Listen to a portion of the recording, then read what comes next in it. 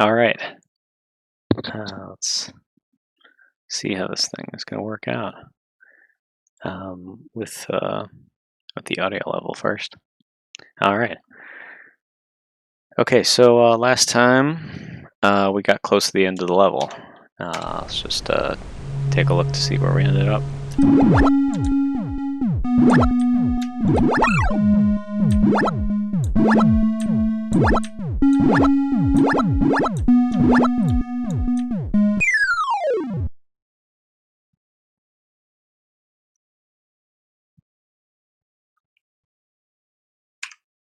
Okay, I think that was it.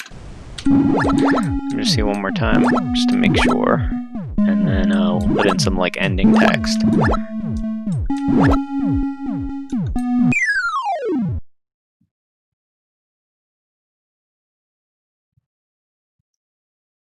Okay, good with that. So now,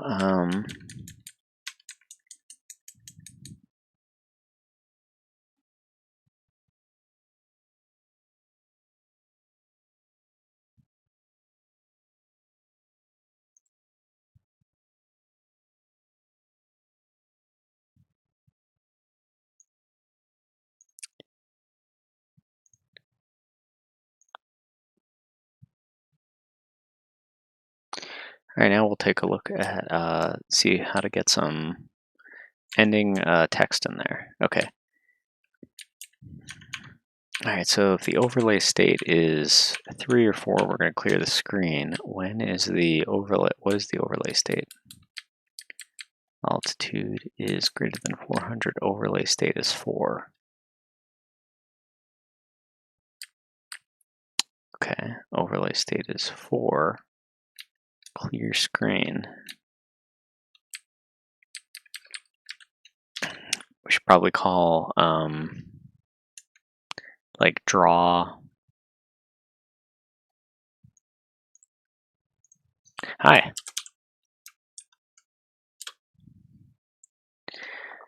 Let's see. We should probably call draw over here. Well, this is the update, really. Okay, so really we should just put it in over here, which is negative altitude is 400. Overlay state is 4. If overlay state is 4, clear the screen, and then draw transition.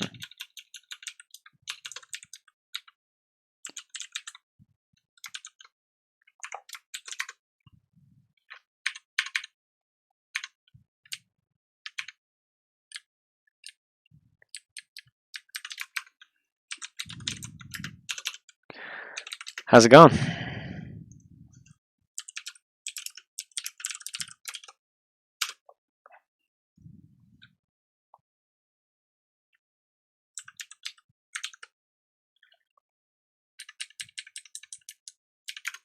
Draw transition.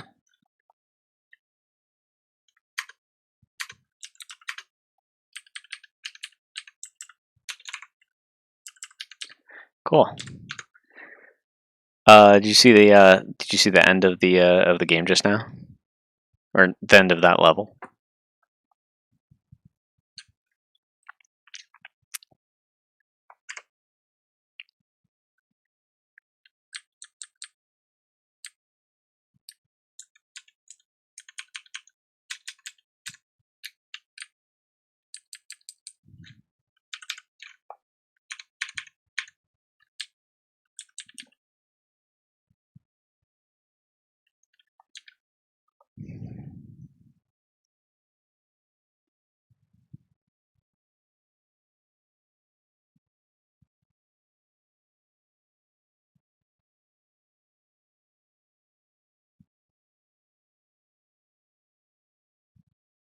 Okay, here, let me show it to you then.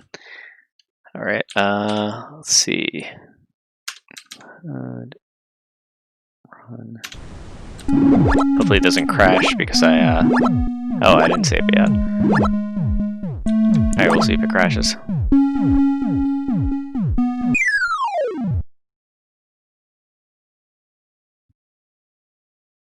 No, it crashed. But that's basically it. And then it just fades to a black screen. Okay, draws transition. It can't do anything. It can't do something with nothing there. So we need to do something. So we're gonna print out end of level 1. 0. I believe it's like 64, 64. Try that. And then see it.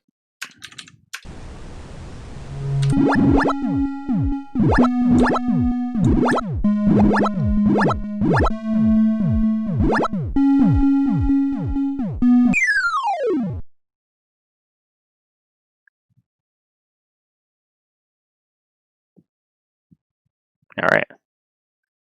Looking for something there, but that's basically it. All right, so for some reason,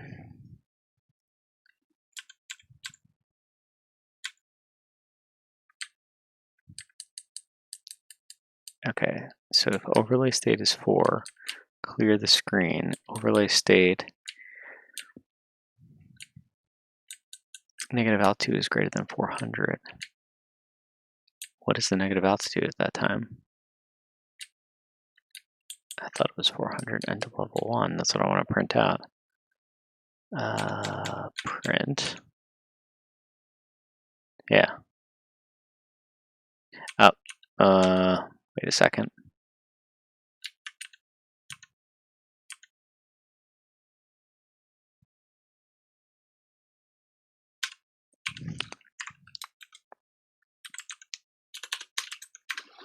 All right, we'll go down over here.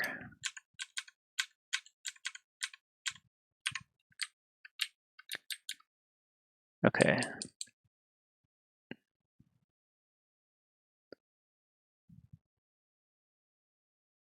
Ah, okay.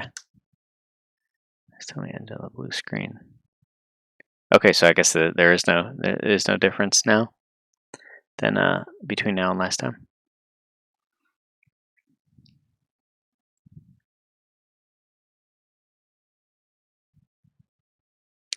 All right, so then we just need draw transition over here. Okay, draw transition end level 1.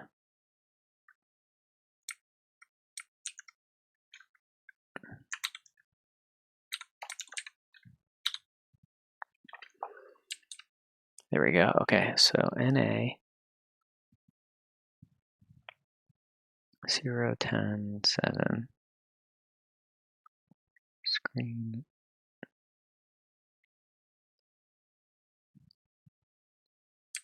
Print end of level.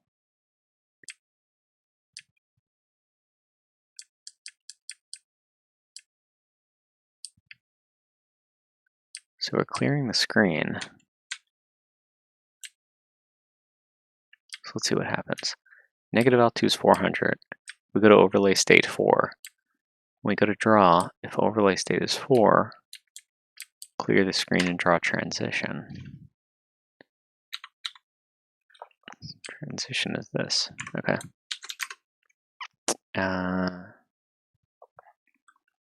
Let's take a look again. Okay, cool. Yeah, that's what I was gonna do. I was gonna have it like have a transition screen where it's like it's a black screen, and then you're gonna have text on there, white text on there, and it's gonna count up. Okay, 240, 270, 300. Yep, 400. We should get right there, and we should see some text right over there. So we're not seeing any text. So either it's printing and we're not seeing it.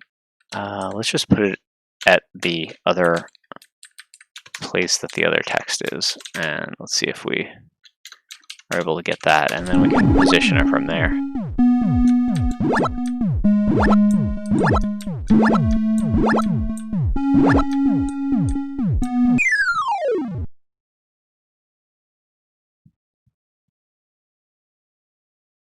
There it is. Okay, so we just need to know how to position it better. So that's 16 down.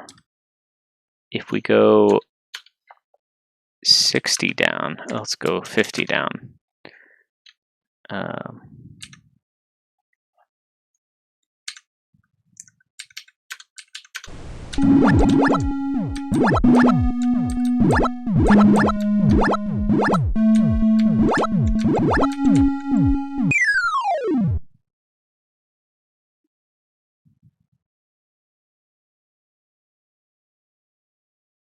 okay, and then we don't need 7 across. We need 20 across. And then we need something else other than end of level 1. We need like it to actually count and do the tabulation of what our score is.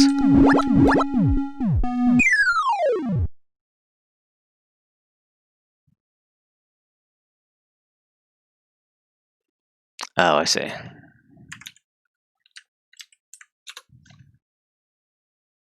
So 64. I had to order the parameters wrong then. That's what it was.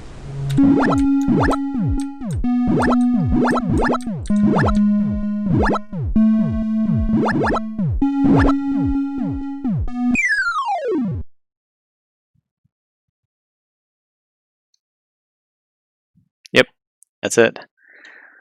So we'll bring that back down to like 30 maybe.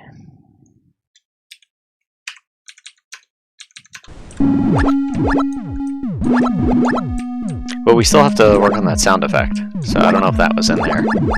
But if it's on, I'll put it back in. Yeah, there it is. That's good. I like that. Okay, let's see. Finish level, draw a tree, sound effects 15, somewhere.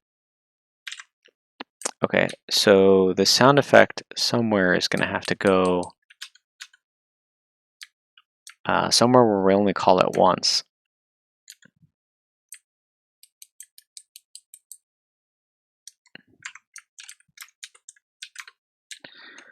Okay, so this is like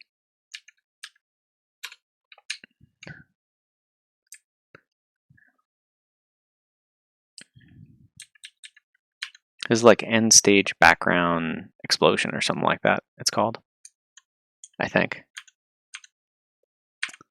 Right? I don't remember what it was called. End.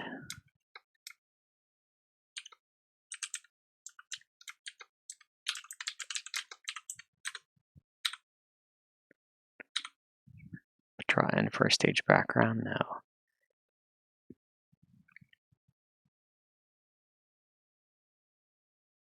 Well, somewhere we do the pew. What sound effect is that? I want to find that.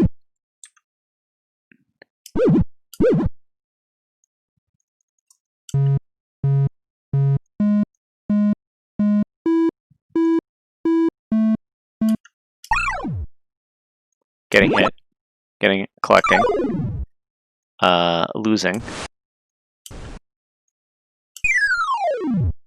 This is the falling at the end. So 14. So draw end for stage. If background height is less than 104, then do this. So then right before, if it's one time, if it's equal to 103, then play this one sound. And then when does it actually explode? That's what we have to figure out. So there's that water sparkling. We got to figure out when exactly it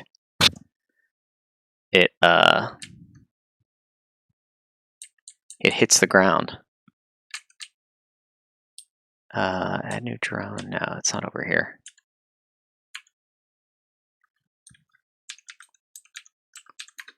One up explode. End one up explode animation. Okay.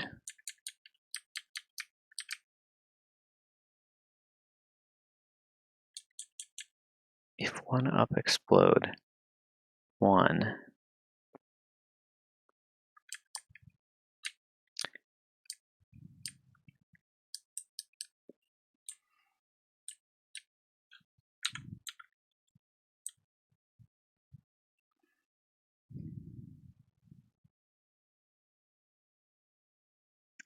Draw one up, explode. Where's this going to be then? Explode animation, add explode particle, draw one up, explode. Okay. Draw a huge splash. This is it. Add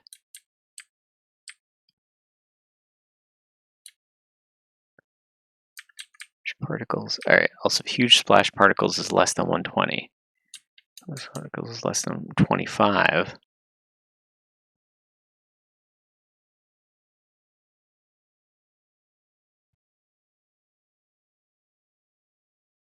Okay, is less than 2. So if huge splash particles is equal to 1, then SFX 15. Right? Yeah. And then SFX, yeah, we used that correctly. 15, okay. Alright, so that's that one. Okay, that looks like you're that looks like you're traveling somewhere. So, or it sounds like you're traveling somewhere. So we want some type of different effect over here. What about this one? Okay, so what if we did that, but then we, instead of doing that, let's tone the speed down. Yeah, no, not there. Okay, wait, up here. This one's, this one, no, not there. Yeah, completely cut. So then we'll like cut the sound, the audio, every other audio one.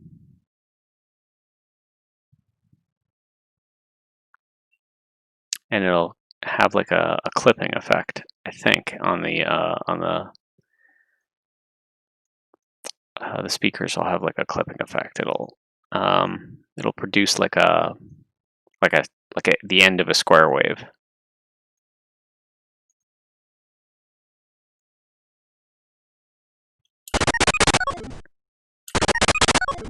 Except this has to get turned into noise. Using the noise tool. Yeah.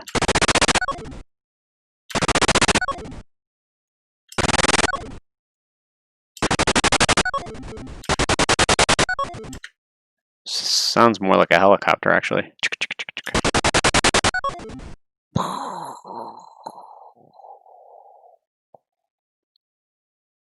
So maybe like that. Now it sounds like a wave.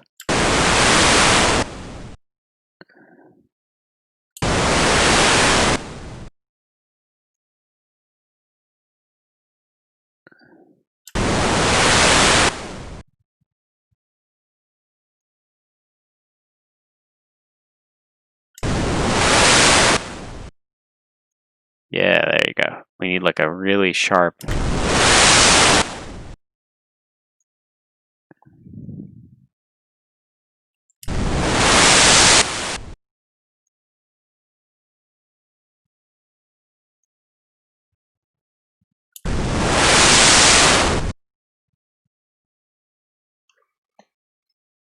I feel like that's the best we're going to be able to do. I'll try out some more of these things. I apologize if it gets really super noisy.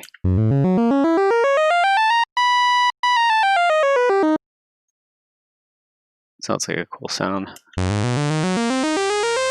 Alright, this one's going to be annoying. At least I thought it was. There you go, there's a square wave. Let's see.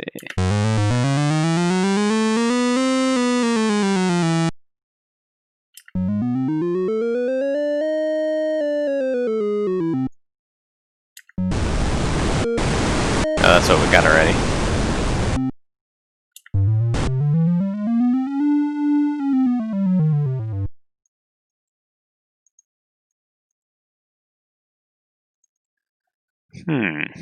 So this is a sound effect. I know we had instruments. What happens if it wasn't if it was combined with like music or something like that? Uh,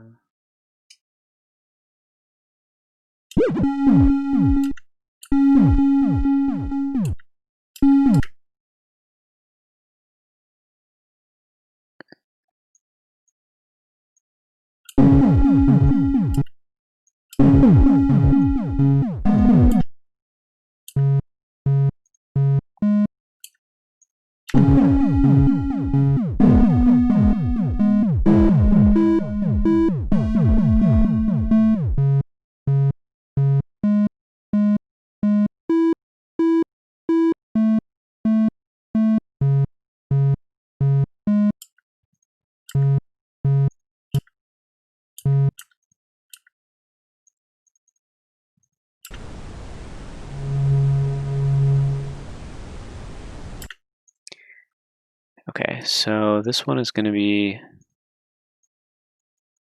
sound effect 16, or sound effect 15.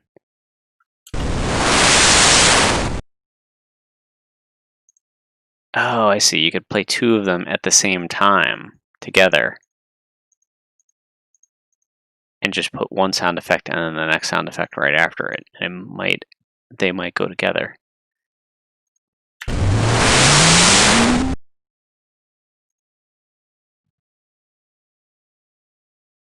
All right, this is going at 7, so we want to put this one at 7 too.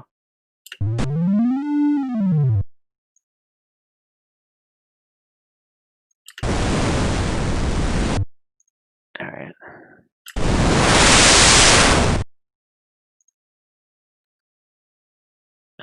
Let's see, what about this?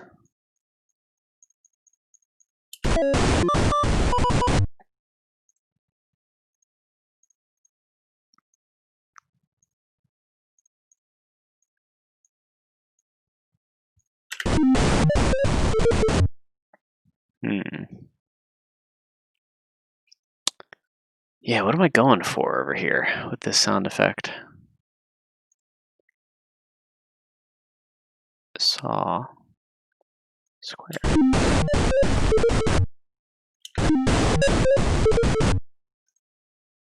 Somehow I got a music instrument over there with the other ones, and it was like a doom.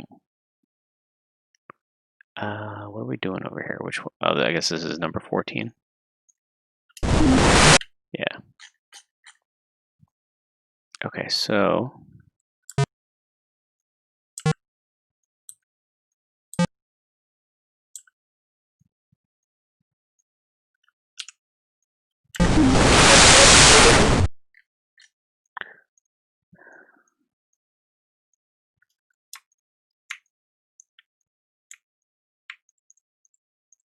all right. Let's see. I'm just gonna copy one out of here, I think.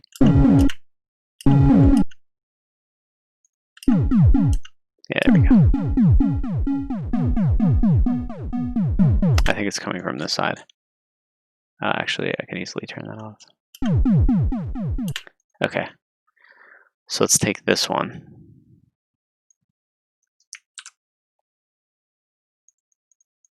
And let's paste it in over here and see what that sounds like.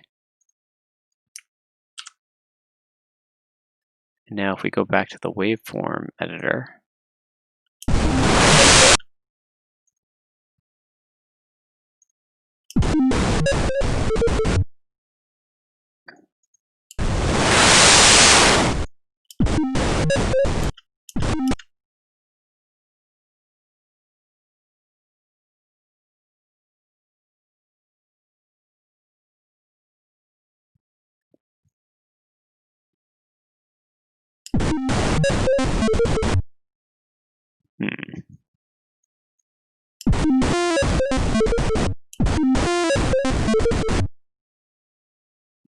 I don't know how they made that sound, unless that's not, unless these two are not the same. They look the same. No, they're not. Which one is that then? So like that, the whole way through. All right. Let's try this out.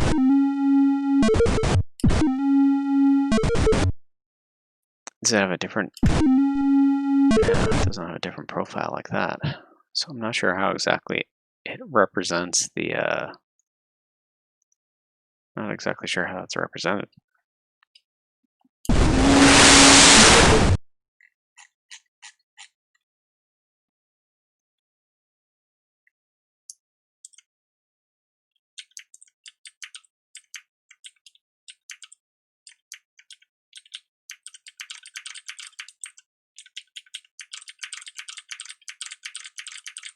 Oh, I see. There's this modifier at the end of the note. Has it like with a 3 over there at the end. Alright, let's try this. There it is.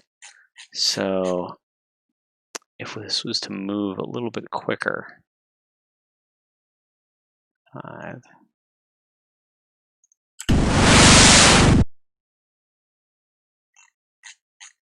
And then over here, we could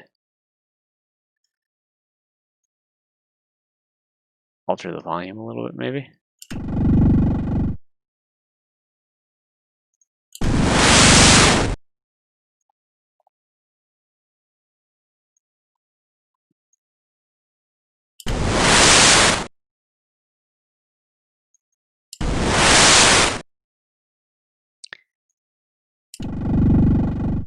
All right, and now the pitch has to change a little bit. So I guess this is the note over here.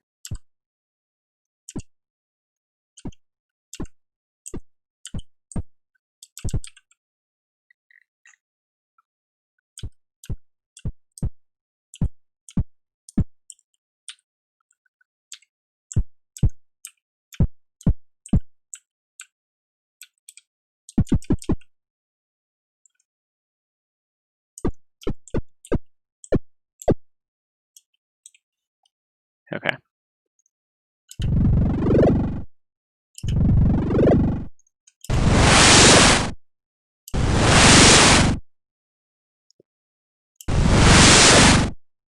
Okay, I like this section over here. We should be able to rise up like that, but I don't know if this is going to erase everything that's over there. All right, let's take a look. Yeah, there we go. So this just has to rise up a little bit quicker.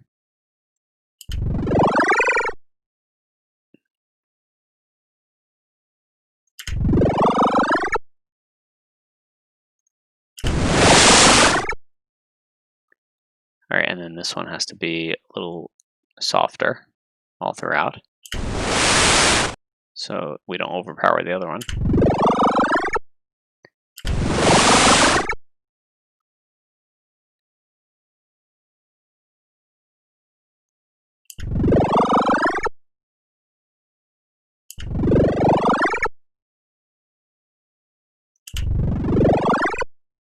Yeah, there we go. And then this one just has to be louder. Has to start. Yeah, there we go.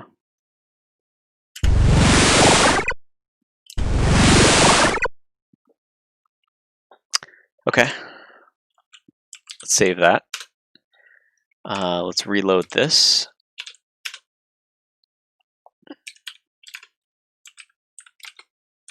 $15 and $16.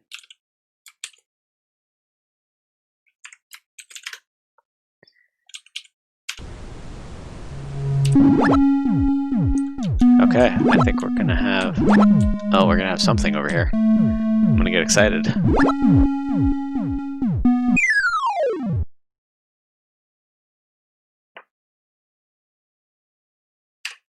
Got too excited. Okay.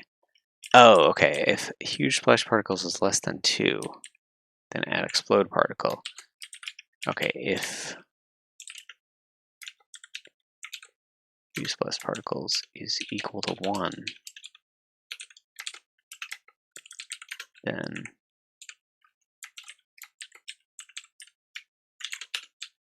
and okay, try this out. Nope, I just saved on top of this. Okay, let me copy this whole thing again. Okay, paste it in, save. Now let's load correctly over here, and then run.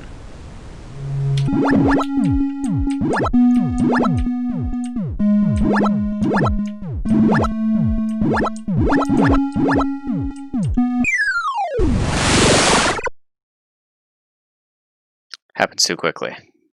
So that's as the huge splash particles. Okay, it's equal to 2, and that happens if huge splash particles is less than 25.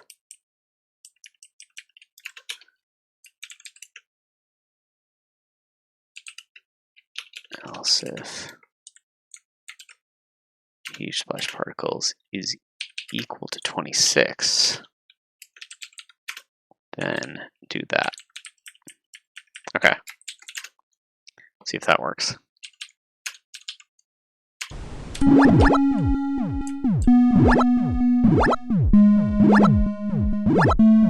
Yeah.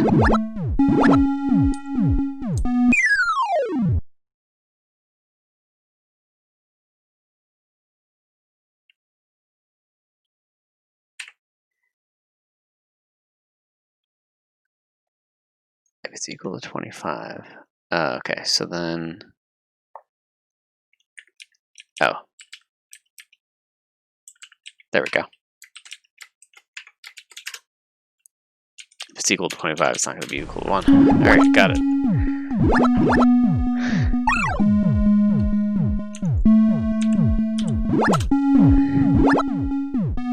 Yes, it worked. Okay, needed a little bit sooner than that. All right, so it can't be 25.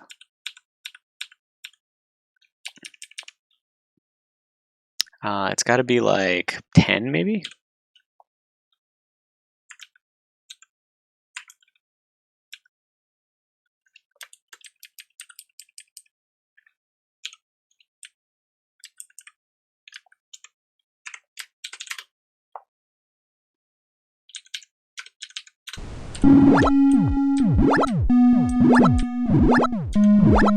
Oh, I'm trying to, but I gotta like back up all the way. Ah, yeah.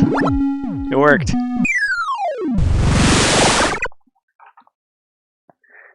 I missed it.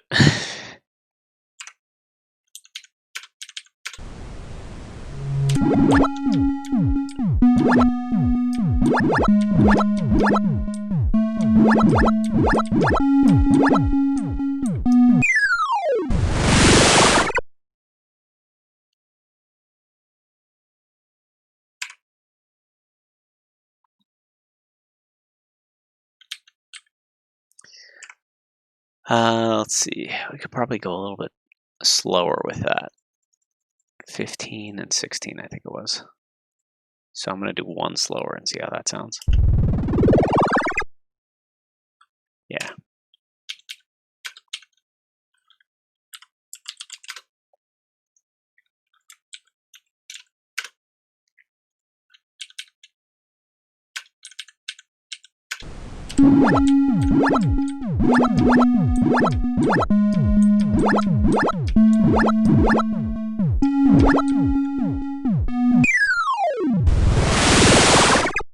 Yeah, there we go. Looks a little herky-jerky. So it was like, you know, not smooth, not as smooth as it could have been. So I'm gonna go up to 8 probably over here.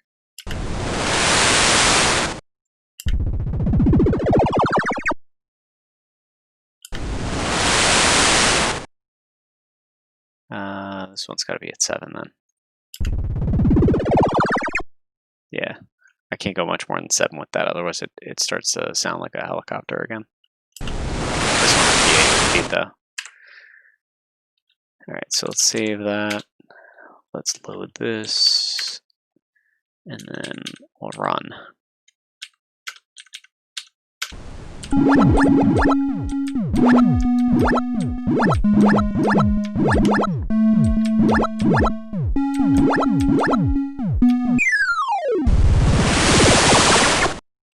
there it is. End of level 1. Okay, good. And then we have to calculate the score. So we'll need score.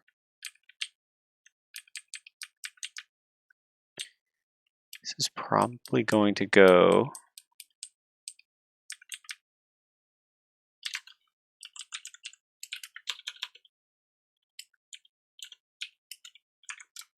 over there. And then for starters, we're just going to have it count up to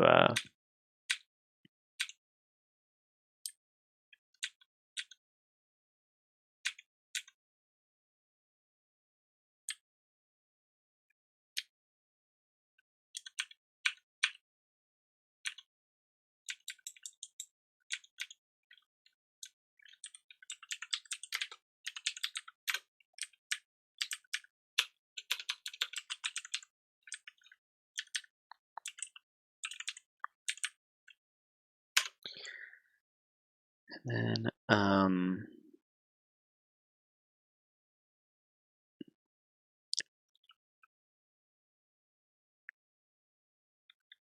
we'll need some type of score counter. I hate to keep using globals with this, but I'm not sure how else to pass state back and forth in between the two of them.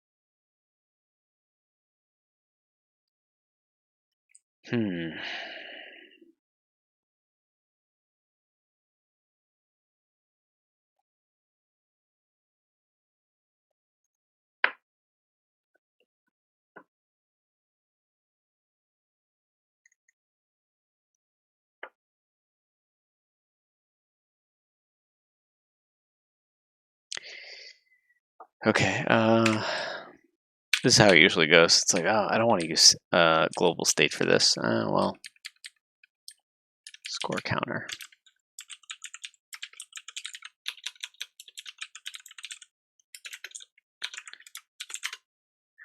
I'm sure there's a way around it, but we'll probably figure that out in the next game.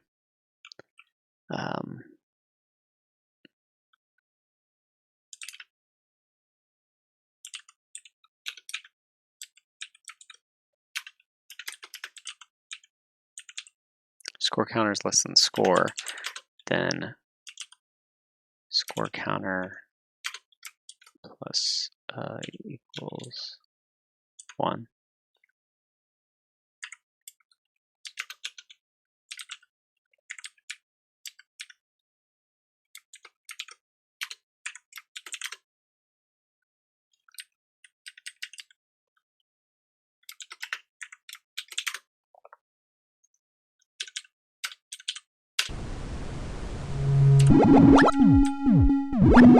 Yeah, well, nothing's going to happen because the score is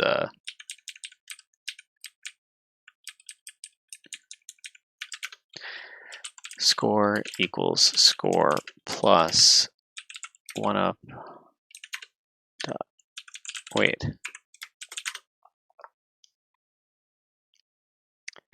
That's going to continue happening though. Every single time it's going to add the score to the 1 up weight. We have to pass that in once, but every single time it's going to draw that, so because it's draw transition. So we have to only call that once.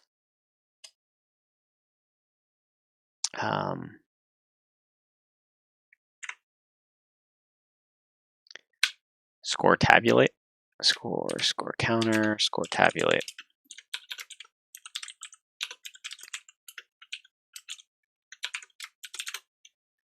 All right, so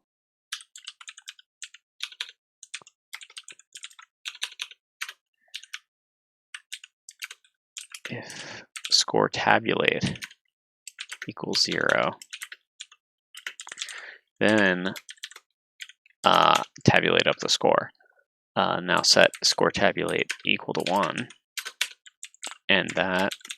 All right, if score counter is less than score, then score counter plus equals 1. Okay. And this will take care of that. This will take care of the actual calculating of the score. This will take care of the actual drawing of the score. So let's try that out. Yo, dropping rain. How's it going?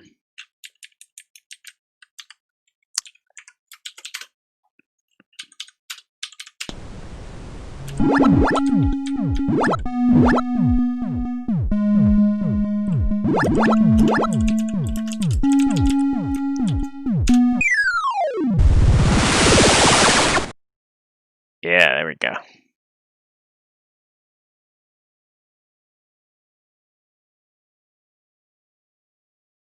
Yep, same here. Living the dream. Calculating score. And then we probably need to do plus equals 2, just so it counts up a little bit faster. But you'll get one more point than you'll be allotted one more point if it counts a little faster, which is probably okay. We need a score counter thing. Not that one.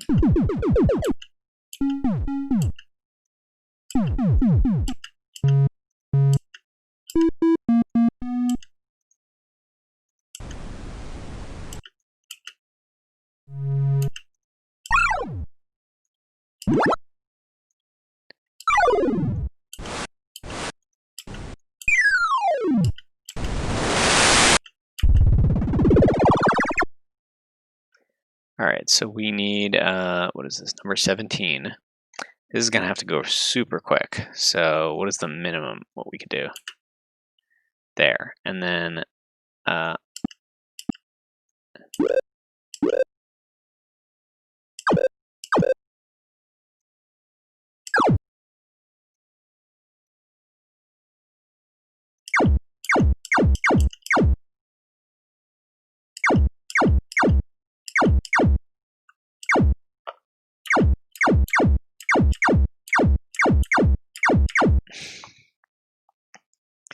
all right,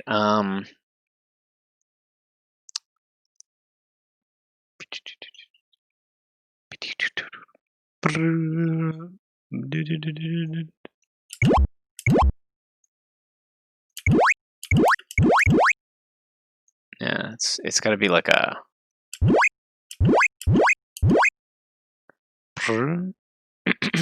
It's got to be like a.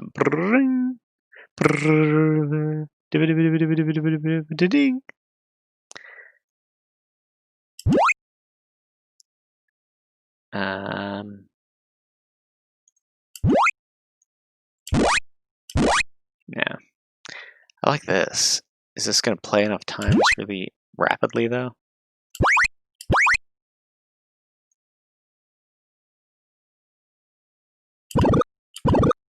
No. It's got to be more like a.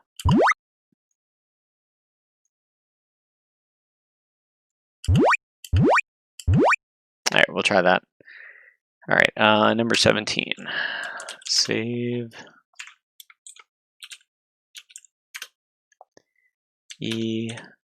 That, and then SFX 17.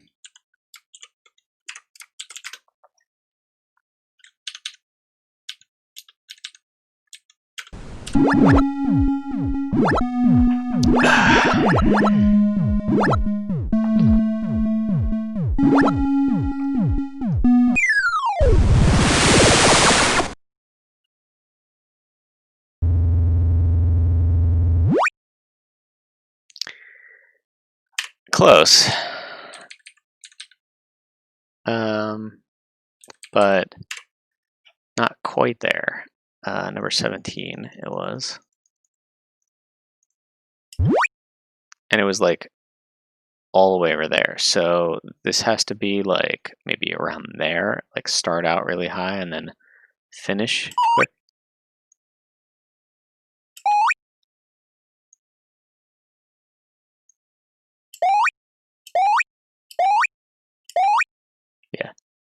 something like that. Because it's going to sound a little bit different when we actually get it in there. So let's save that, and then we'll just run it right from right here.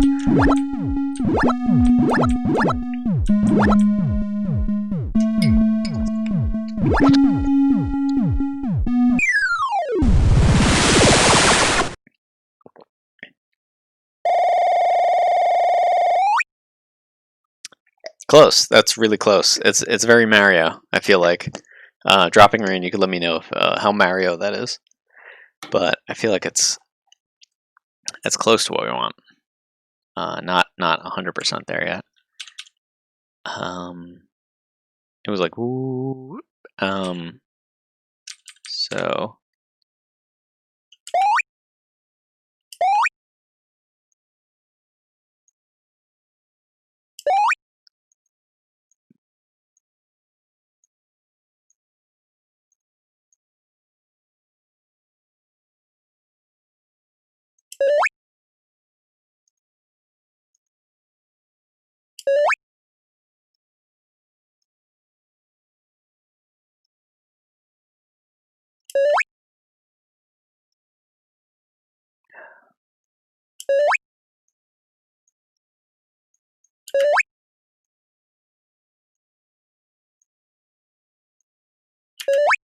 okay, try that one out. We'll just save and run.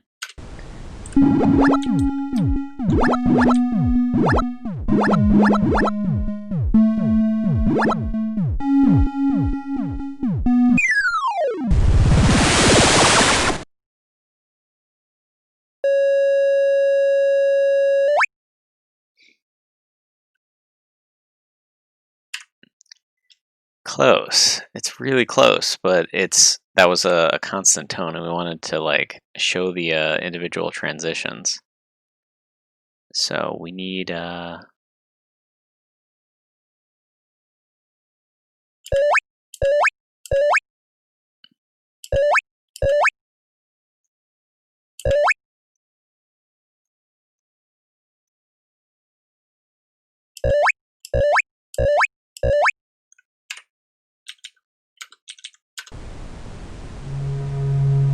oh, Google. Oh, I'm not signed in. I wasn't signed in.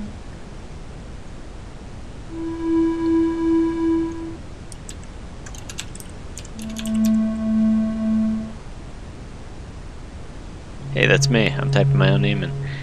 Alright. Reminder. Turn off keys, sometimes.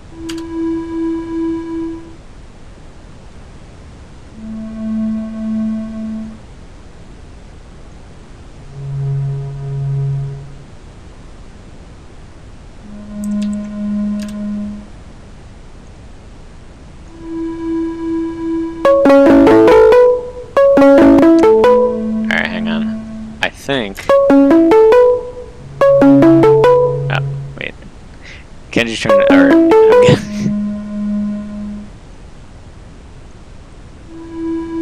Just give me 1 second.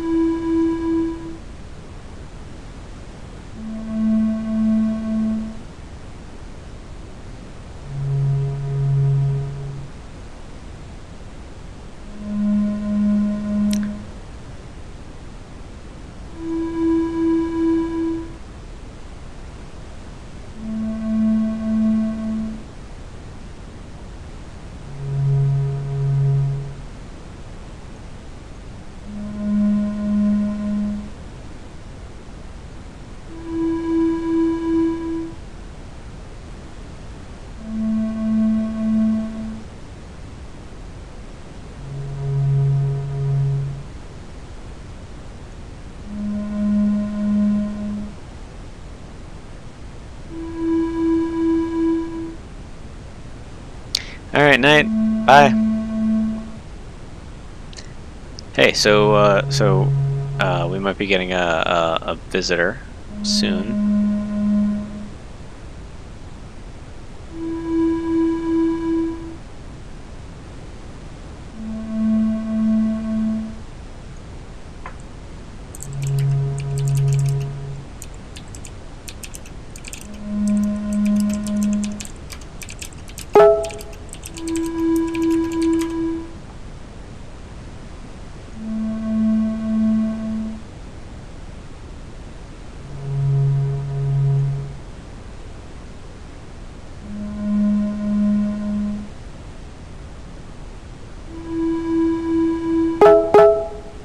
Alright, hang on. I'm getting a message. As you can probably hear that. Let's see.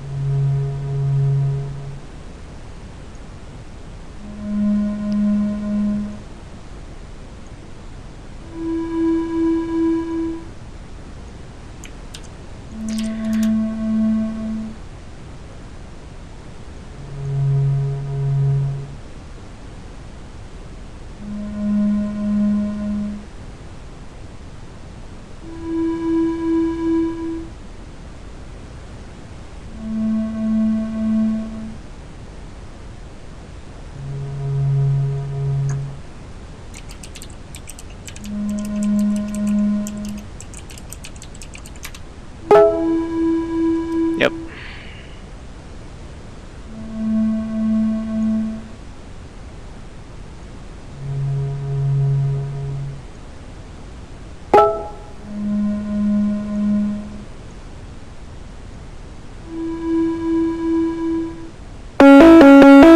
Oh wow, that's pretty loud.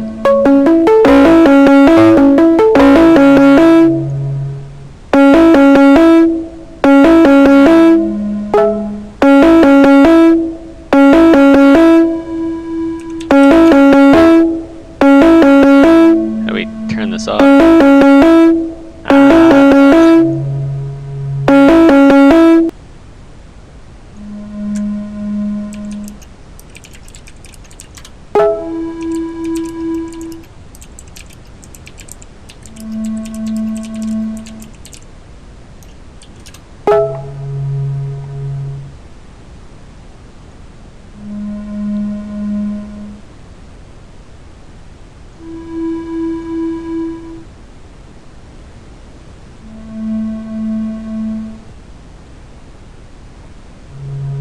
Hello?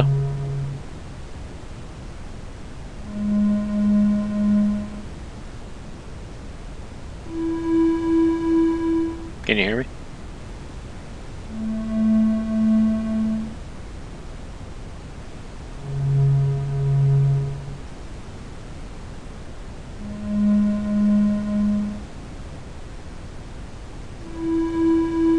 Let's see,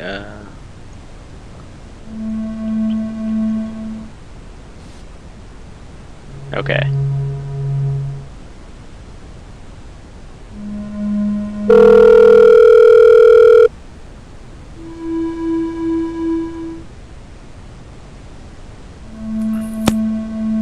Yo. Hold on. Yo. Technology be failing me right now. Yeah, I know. Same here. Video. Yeah, no, cause like I got the video to work, but like it didn't like seem like it was I don't know. It didn't seem like I was connected to anything. I was just like feeding video to myself. Yeah, the same thing was happening to me over there. I think the problem is I don't have, I'm already using my camera, so I can't like reuse the camera. Okay, so now you're just like on the. Is it like an iOS 14 thing? No, I'm using the camera on Linux, and I can't for like the streaming software, and I can't video chat with you also at the same time. How come it worked last time, or it's just like your current setup is just not set up for that setup? Yeah, I think it's a current setup. I don't actually. Maybe I wonder if I leave it and come back for whatever reason. Like whenever I watch Twitch on my TV, Hmm. like it's always behind on my phone, which is behind what's happening in real time because like it took like it felt like it took like a minute before I even got like where it sounded like I was calling you. Yeah, yeah, I could see that. Um, Yeah, so I guess most people are like expecting it, but like it if you don't know, it probably feels like you're ignoring them, but you probably like legit just did not see like the messages or like questions in the chat yet.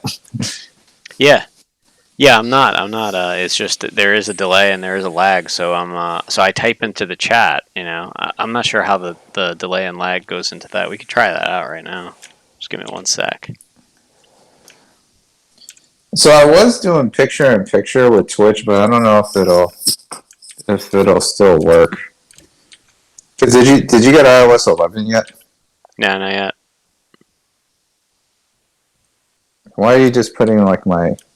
Are you trying to add the video or? Yeah, I'm trying to add the video to the bottom. Because like right now, I mean my camera's not on. Oh, there I am. Yeah, I'm on my phone. I have to find like a. Yeah, I'm trying to get this over here. Okay, so I can do that. I'm not able to resize it yet. I guess I can make like a makeshift stand.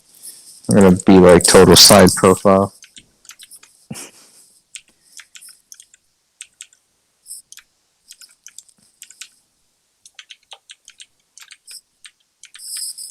What's on my TV might be up to date, but I don't know.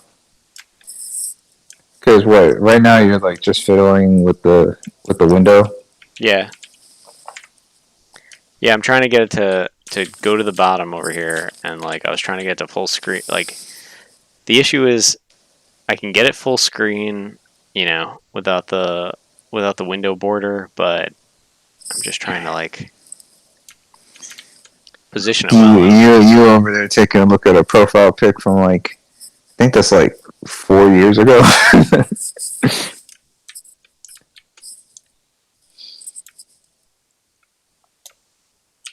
Looking mighty skaterish, I suppose.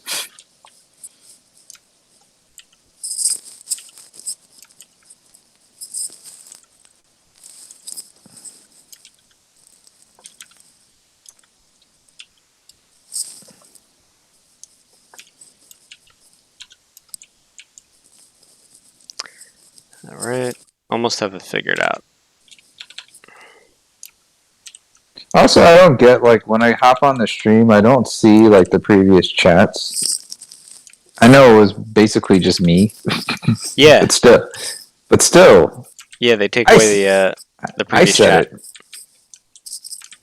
it. I said it. Damn it.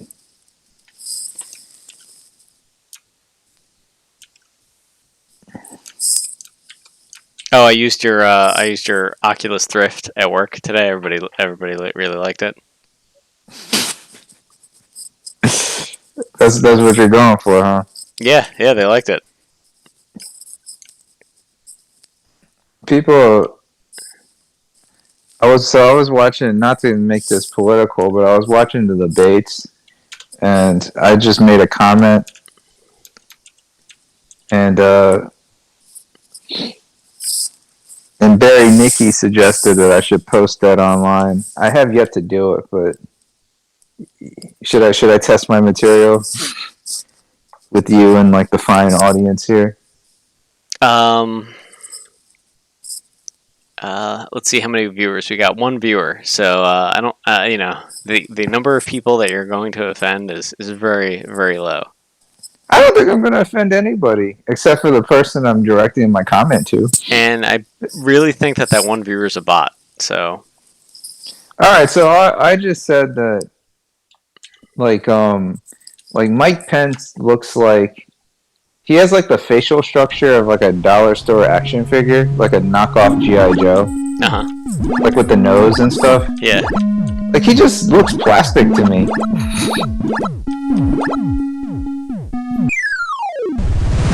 You don't think so? Like he has like a really like not maybe not short is the right word, but he has his nose ends before, you know, like how some people's noses like pretty much end like where right at the top part of their mustache, right? GI Joe action figures. Okay. No, just like a cheap, like, you know, like you go to the dollar store, it's just like a cheap generic plastic action figure, right? Yeah, but it's got to be like the 64 GI Joe action figure. But yeah, take a look at that. Like zoom in on that shit, and imagine the hair is gray.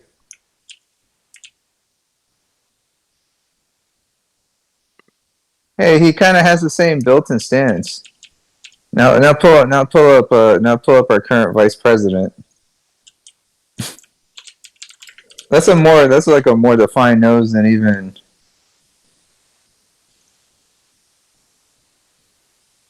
Okay. What do you think?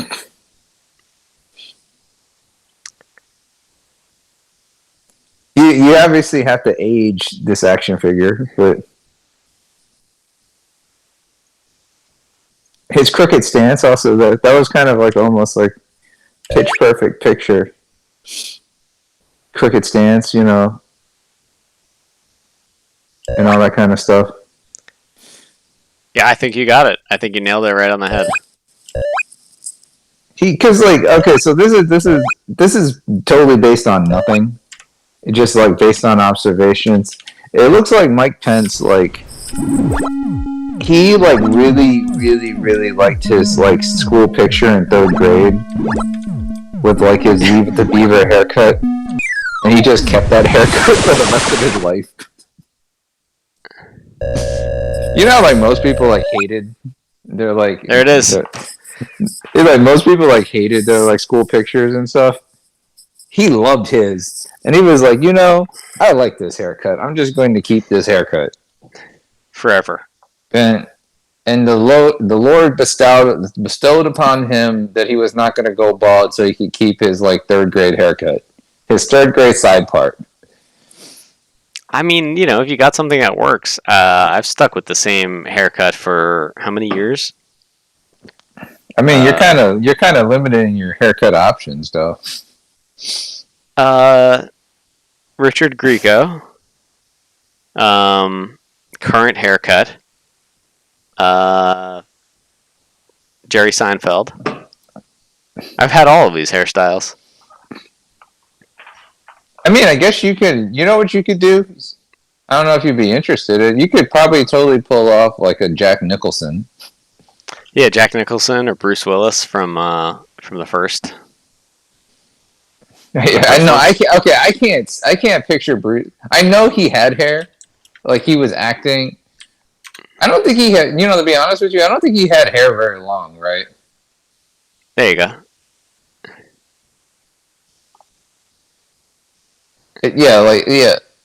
Like that. You could totally pull off a Jack Nicholson thing.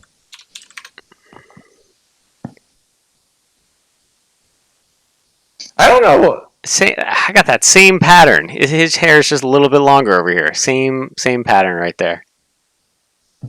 That's what I'm saying. Like Bruce. No. I'm already past. I'm past this point already. I can't do that one. Is it just me? Because like Bruce Willis was balding. There you go. Since he was famous, right? Mm-hmm. But he never had like you never saw him on screen with like a full head of hair. Never. Nope. Because wasn't he in some like he was in some TV show, right? Yeah, I think it was called Moonlighting. Yeah, Moonlighting.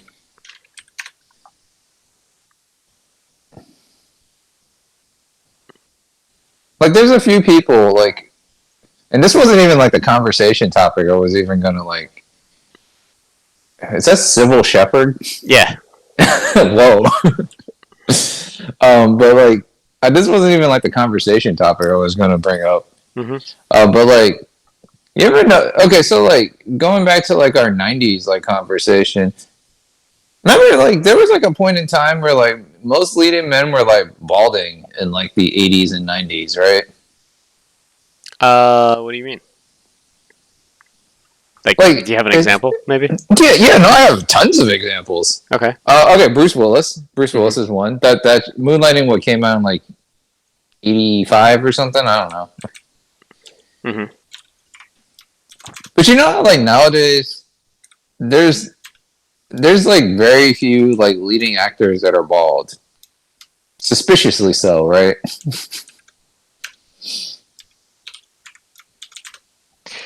Name some leading men that are bald besides. Okay, so there's Bruce Willis, there's Jason Statham, and there's what like The Rock and Patrick Stewart.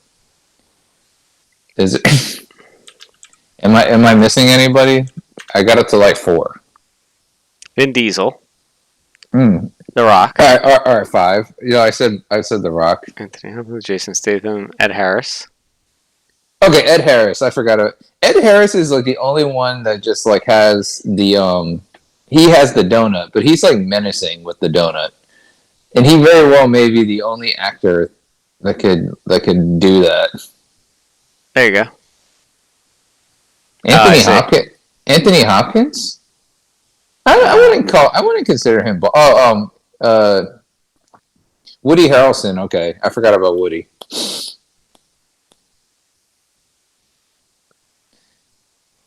But for the most part, though, like, aren't there like? But actually, like nowadays, like most of the actors that they mentioned, they're not the leading man, right? Uh-huh. The Rock is a leading man. Mm-hmm. He's like leading man. Jason Statham is a leading man. Mm-hmm. Okay, got it. All right, Samuel L. Jackson doesn't count. All right, so and so you're saying like the 80s and 90s? Yeah, it wasn't like a thing. Like there's like a few actors like Jack Nicholson just does not give a shit, and I guess that's what like people find attractive about him is he just does not care. The problem is they're giving you current day pictures with actors of the 80s. Yeah, I don't know how accurate this is now. but Ed Harris was from that generation, right? Mm-hmm. Yeah, like Gene Hackman, Robert Duvall for sure. It was like you could like it was like kind of distinguished. Like the only ones with like flowing mops of hair were like young cats. Like a Patrick Swayze or something. Mm-hmm. John Lithgow, right? John Lithgow would not be. Yeah, John Lithgow would not be a thing now if he had to start now, right? You have movie that guys that become not movie that guys by being in enough movies. Paul Giamatti, for example. Yeah. Like movie that guy for or Jason Alexander too. But I mean, he went to TV. Yeah. Because he was always that side asshole, right? Yeah, Paul Giamatti though he was like movie that guy the entire 90s, early 2000s also, and then like late 2000s, like maybe not even to the like 2010, he became Paul Giamatti. Like people knew who he was after that. because he'd been in enough movie that guys, and then he would either have like the leading or sidekick role, you know. Well, yeah, well, he was always like the neurotic like side character because I remember him in he was in that Howard Stern movie, Private Parts. I don't think I saw it, but yeah, I know what you're saying.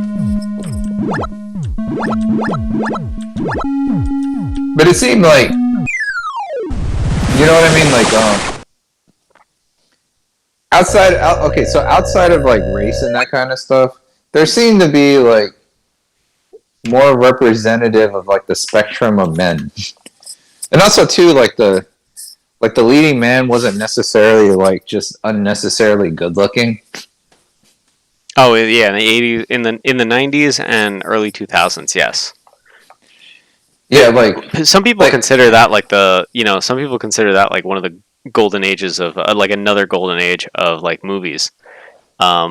Because you had all like you had basically 100 years of really well developed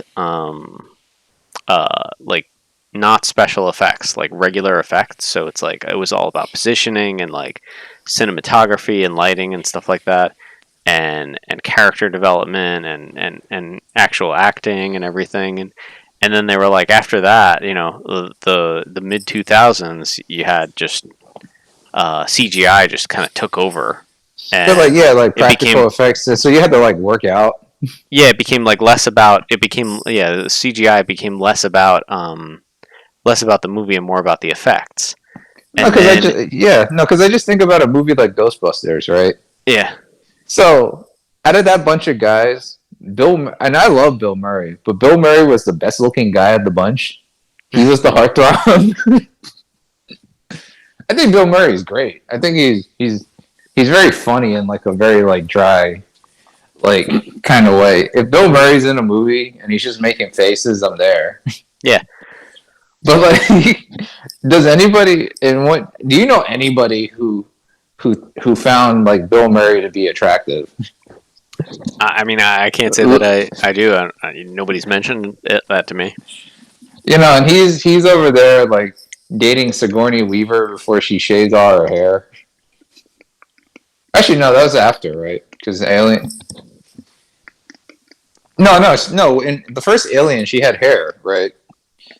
Yeah, I think so. Yeah, second Alien, she had hair too. I think it wasn't until Alien 3. But she was like, but he had like all these like different like leading ladies. Andy McDowell, right? Surprised that he never made it. He never got into a Meg Ryan movie. Mm-hmm.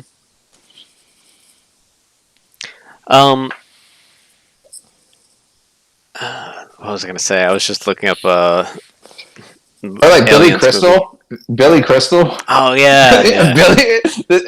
Has anybody again? Has anybody ever said Billy? Oh, like okay, so Ryan Reynolds, all the Ryans, right? Ryan Reynolds, Ryan Gosling, whatever. Like, it's like okay, I get it. Rom-com leading guy, Billy Crystal. Billy Crystal was your guy. Mm-hmm. But I guess they cared more if they were funny than if they were actually like traditionally good looking. I suppose. Yeah. No, you don't have to be like funny. Like I suppose okay. From that era, who do you think was like the best looking like comedian? From the early 90s? So 80s, 90s. All right, so let's think of all the leading and you're men. saying comedian. Yeah, so like let's think of all the leading men. So we got Tom Hanks, right? We got Billy Crystal. We got Bill Murray. We got. Did I throw Chevy Chase in there? Or he was a generation before. He did. He did a few movies in the 90s. I think he did a lot more in the 80s, and yeah. He did the National Lampoon movies. Yeah. No, Vacation was 70s, right? '70s. They had a couple in the '80s, and then he had a couple in the '90s also. All right, look up top rom-coms. And we'll just Of what era? Just top rom-coms in general. yeah, top rom-coms of the '80s, and so the rules of this game is like they have to all be in like their 30s. So no like Hughes movies. Well, and I'm talking specifically about like comedians. So Richard Gere's out. Of all time.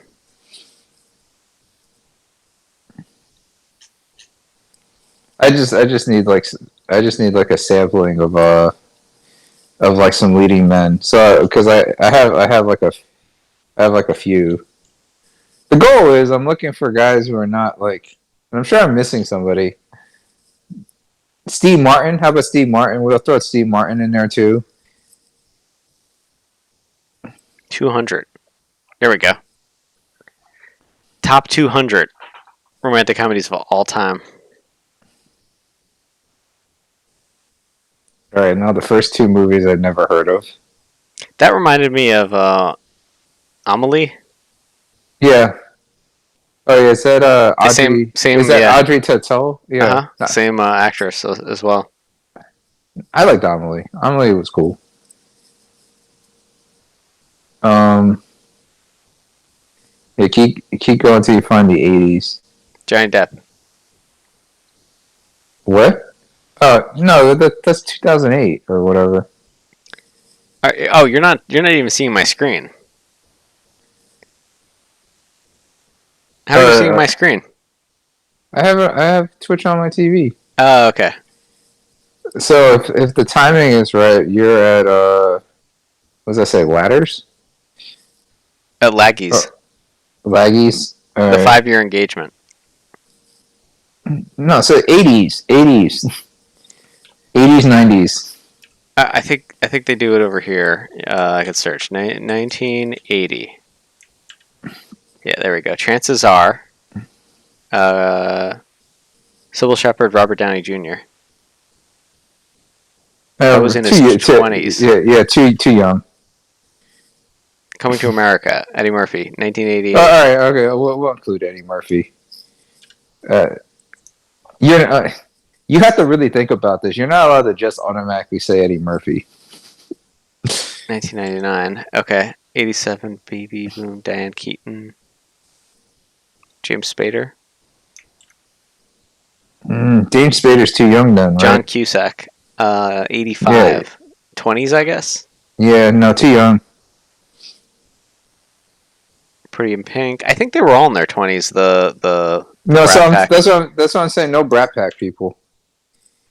So no Molly Ringwald movies. Nicolas Cage, 83. It's got to be. Oh yeah. Okay. 20s. Throw Nicolas Cage in there. He's pretty ugly. But I actually do know some people. Hey, this is public. Like yeah. Bill Murray and Nicolas Cage. Come on here right now. You know.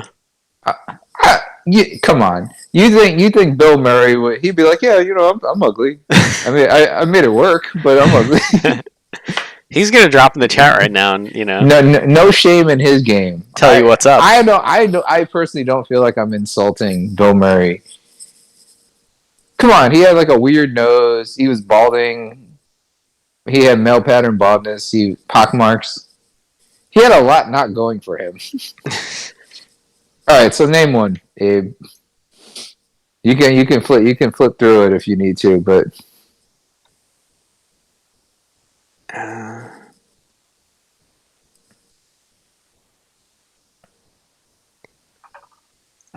I'll just make it easy. Okay, how about this? Bill Murray, if you had to date either Bill Murray or Billy Crystal in the 80s,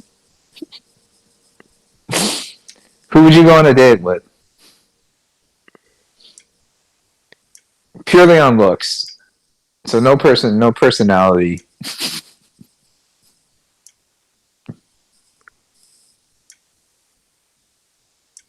Hang on, I'm trying to like reposition this over here. There we go. All right, now if you were to turn on your video, you would show up. Just because I don't want to be if Bill Murray decides to drop by, you know what I'm saying. Yeah, we'll throw an Al Pacino. My camera should be on. Uh,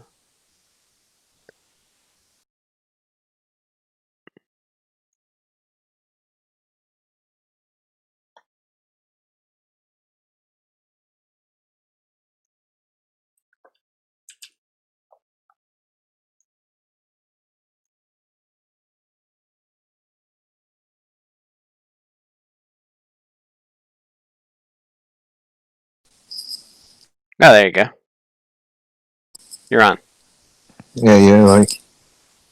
Okay, you're there. Let's see.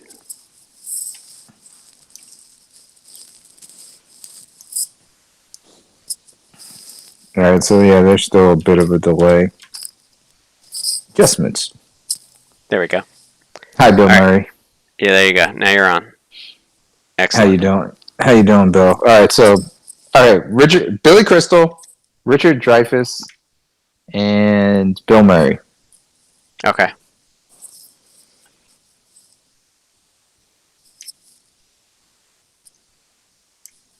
Oh wait, is my thing not rotated?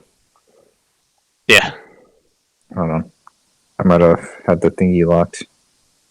How about now? I should rotate. Ah, wow, looking good. Now we're going head to head, you know? Head to head. Face off.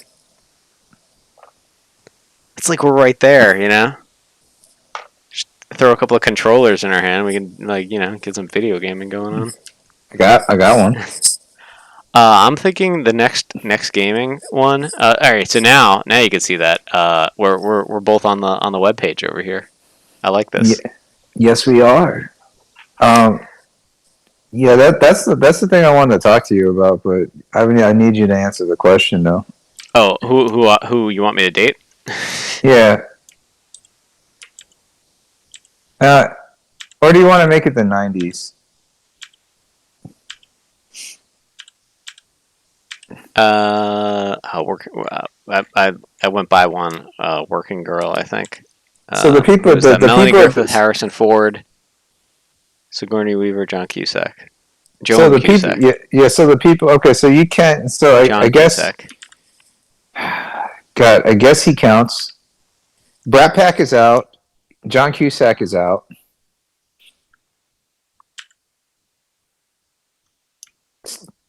I'll allow Steve Martin.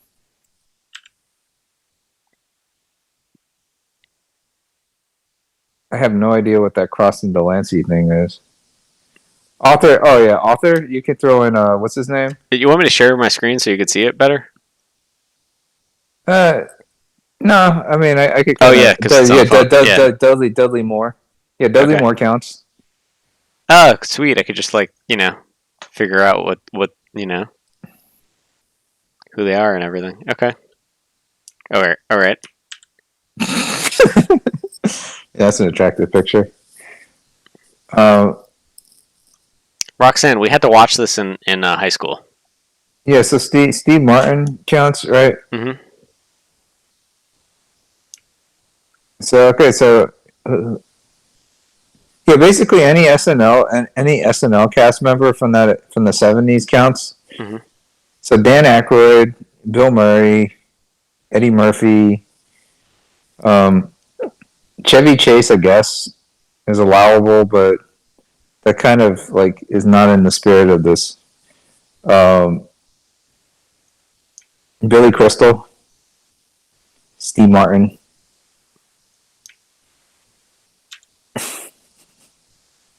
So, who's the best looking one of the bunch?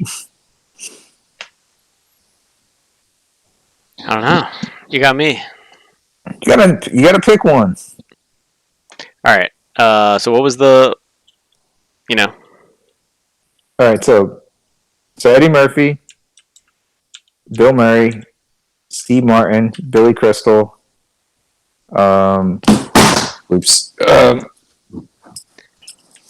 Dudley Moore, Who's the damn? Who's like the really annoying guy? Oh yeah, him. Uh, damn. Go back one. What the hell's that dude's name? Martin Short. Martin Short. Yeah, so you could throw Martin Short in there. And this is like comedians from the 80s that may or may not have starred in romantic comedies. Who were leading men in romantic comedies? Yeah. Was Martin Short a leading man in a romantic comedy?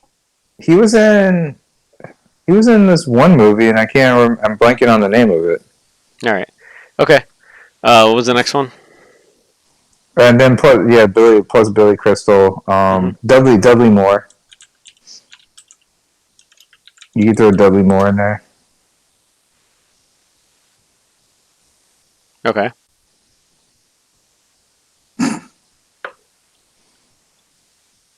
Heartthrobs. Look at these heartthrobs. All right, next one. Did I miss anybody? I don't think so. I think you got them all. Dan Aykroyd. You could throw him in there, I suppose. I don't know if he was Blues Brothers, right? Yeah. Oh, Chevy Chase, you said. Yeah. I'm kind of hoping you don't pick Chevy Chase. Well, because, Chevy Chase is probably far and away the best looking of the bunch. Well, not today. All right, Chevy Chase 1980s. There we go. Man, look at that. That's like a young Harrison Ford, Yeah. That's like a Ryan Gosling right there. How are you gonna say no to Chevy Chase? Chevy Chase could have schooled all these guys. I think some people didn't like him because of that. Oh, he was notoriously a dick, from what I heard. Oh, because he was like trying to be funny, but. And also he was actually part of the National Lampoon because I think he went to Harvard. Well, there you go. So what say you? Who you picking? Who you picking from this hearty lineup? Beefcake. I don't know. I'm not doing it. Like, you're. I'm a married man. Yeah, I'm sure. The better half is not going to like take any umbrage with you like choosing an 80s heartthrob. Yeah. Oh, what was that? There was a Look Who's Talking, right? What kind of movie was that? I guess that's a comedy. Well, Look Who's Talking had like Tom Selleck, John Travolta, and who else?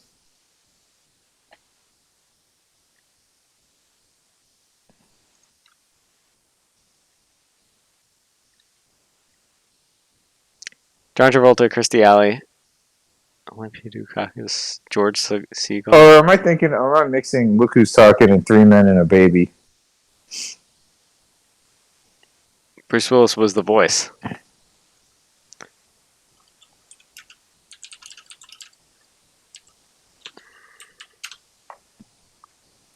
IMDb. Tom Selleck, yeah. And that's just a comedy? I think that's just like a comedy. Leonard Nimoy. Wow. Okay.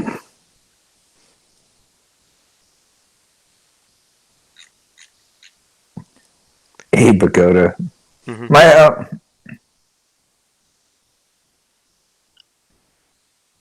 My point is that like they made it work. They made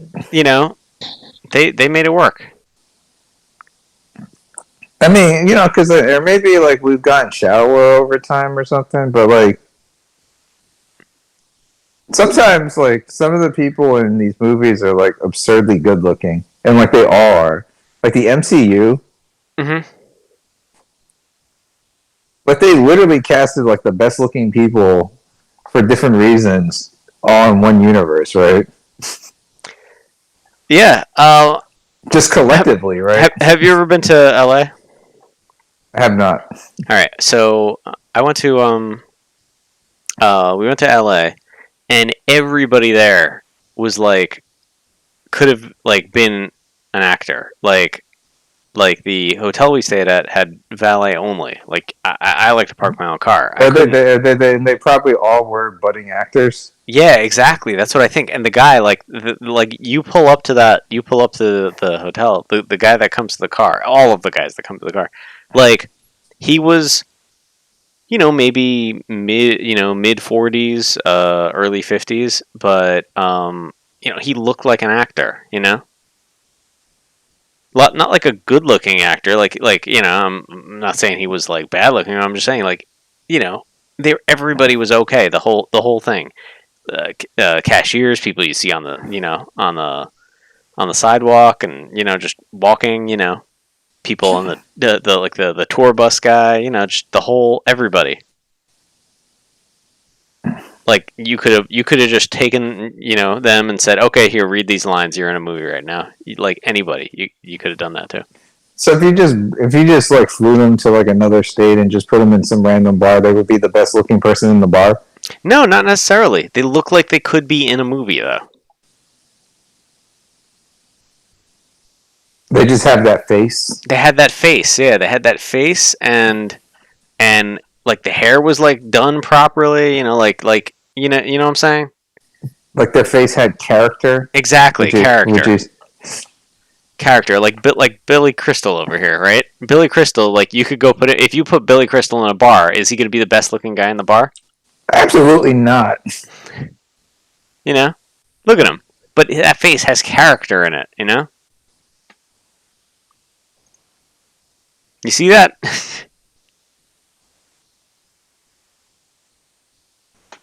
You know what I'm saying? He had some interesting hairstyle ideas. I mean, but then again, he might have just been working with what he had. Look, the hair's perfectly combed over here, right? You got the beard is trimmed well. I don't know. Yeah, I mean, even, to Billy Crystal's credit, he even seems to be balding right. That's like weird. Like he, I don't know. That's what I'm saying. It's I like can't. it's like receding in the right way. Yeah, that almost. guy. I can't pull up a picture of the other guy that I saw. I just can't. I can't pull up a picture because he's not an actor. He could have been an actor, but But they all look like they had headshots. exactly. Yes, like that day. Or they were after work. They were going to get their headshots done. Yeah, something like that. They got to audition it right after work. Man, Or that's probably it. That's why they look like that. That's why I felt like they looked like that. Every single person went to work, and after work they might have an audition to go to. So they gotta dress the part. like in New York City, it always kind of looks like everybody has somewhere to be.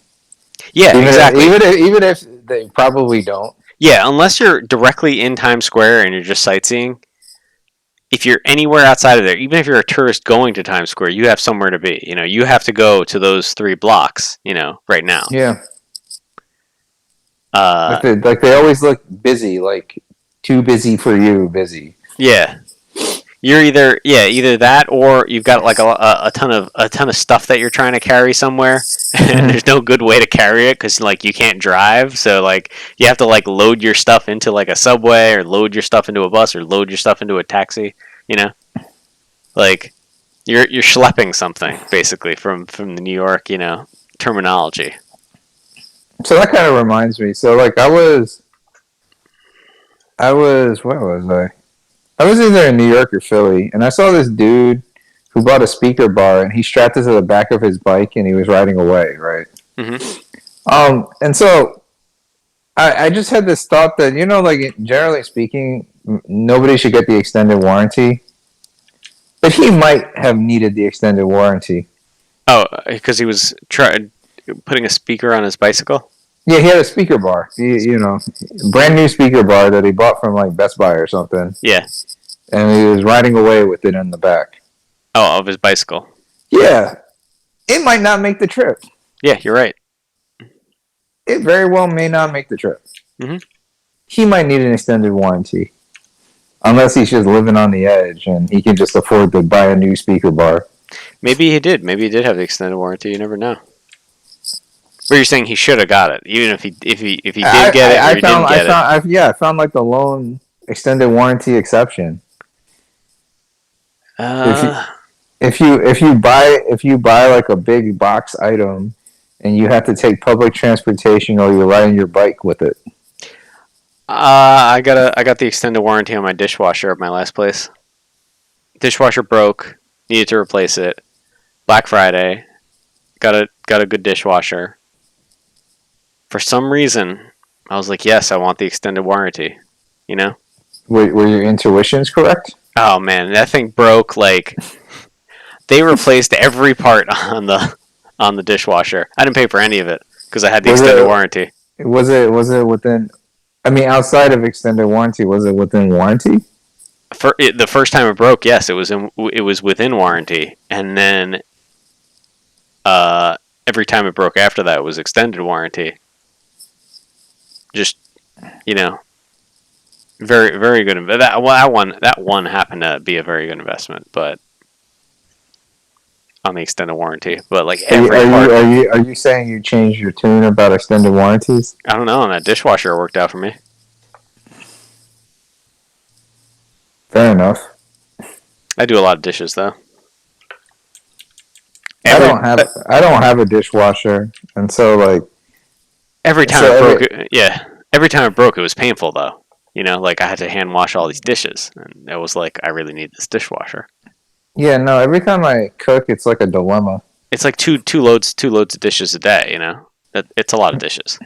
I don't know if it's better or worse, but at least you're not just cooking for one. Because I'm just sitting there like, man, this is ridiculous. And then imagine I had to use 2 pots to make something. Yeah. If I'm making a main dish and a side. Yep. I had to do that tonight. I had to use 2 pots to cook 1 dish. It's kind of ridiculous.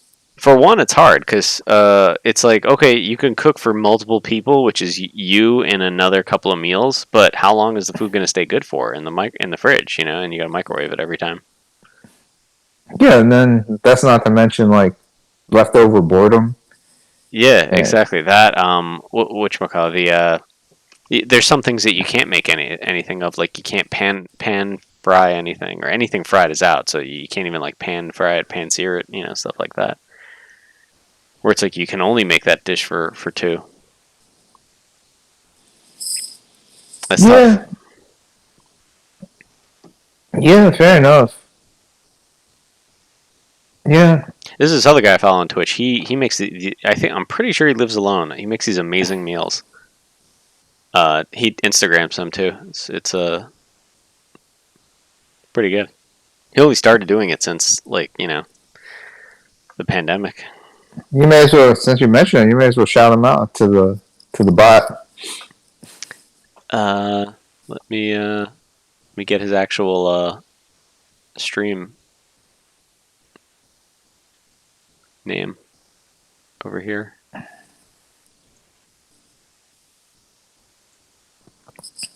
My point is, like, sometimes Uber is just like Uber Eats or Grubhub or DoorDash or whatever. It's just like attractive. Oh yeah.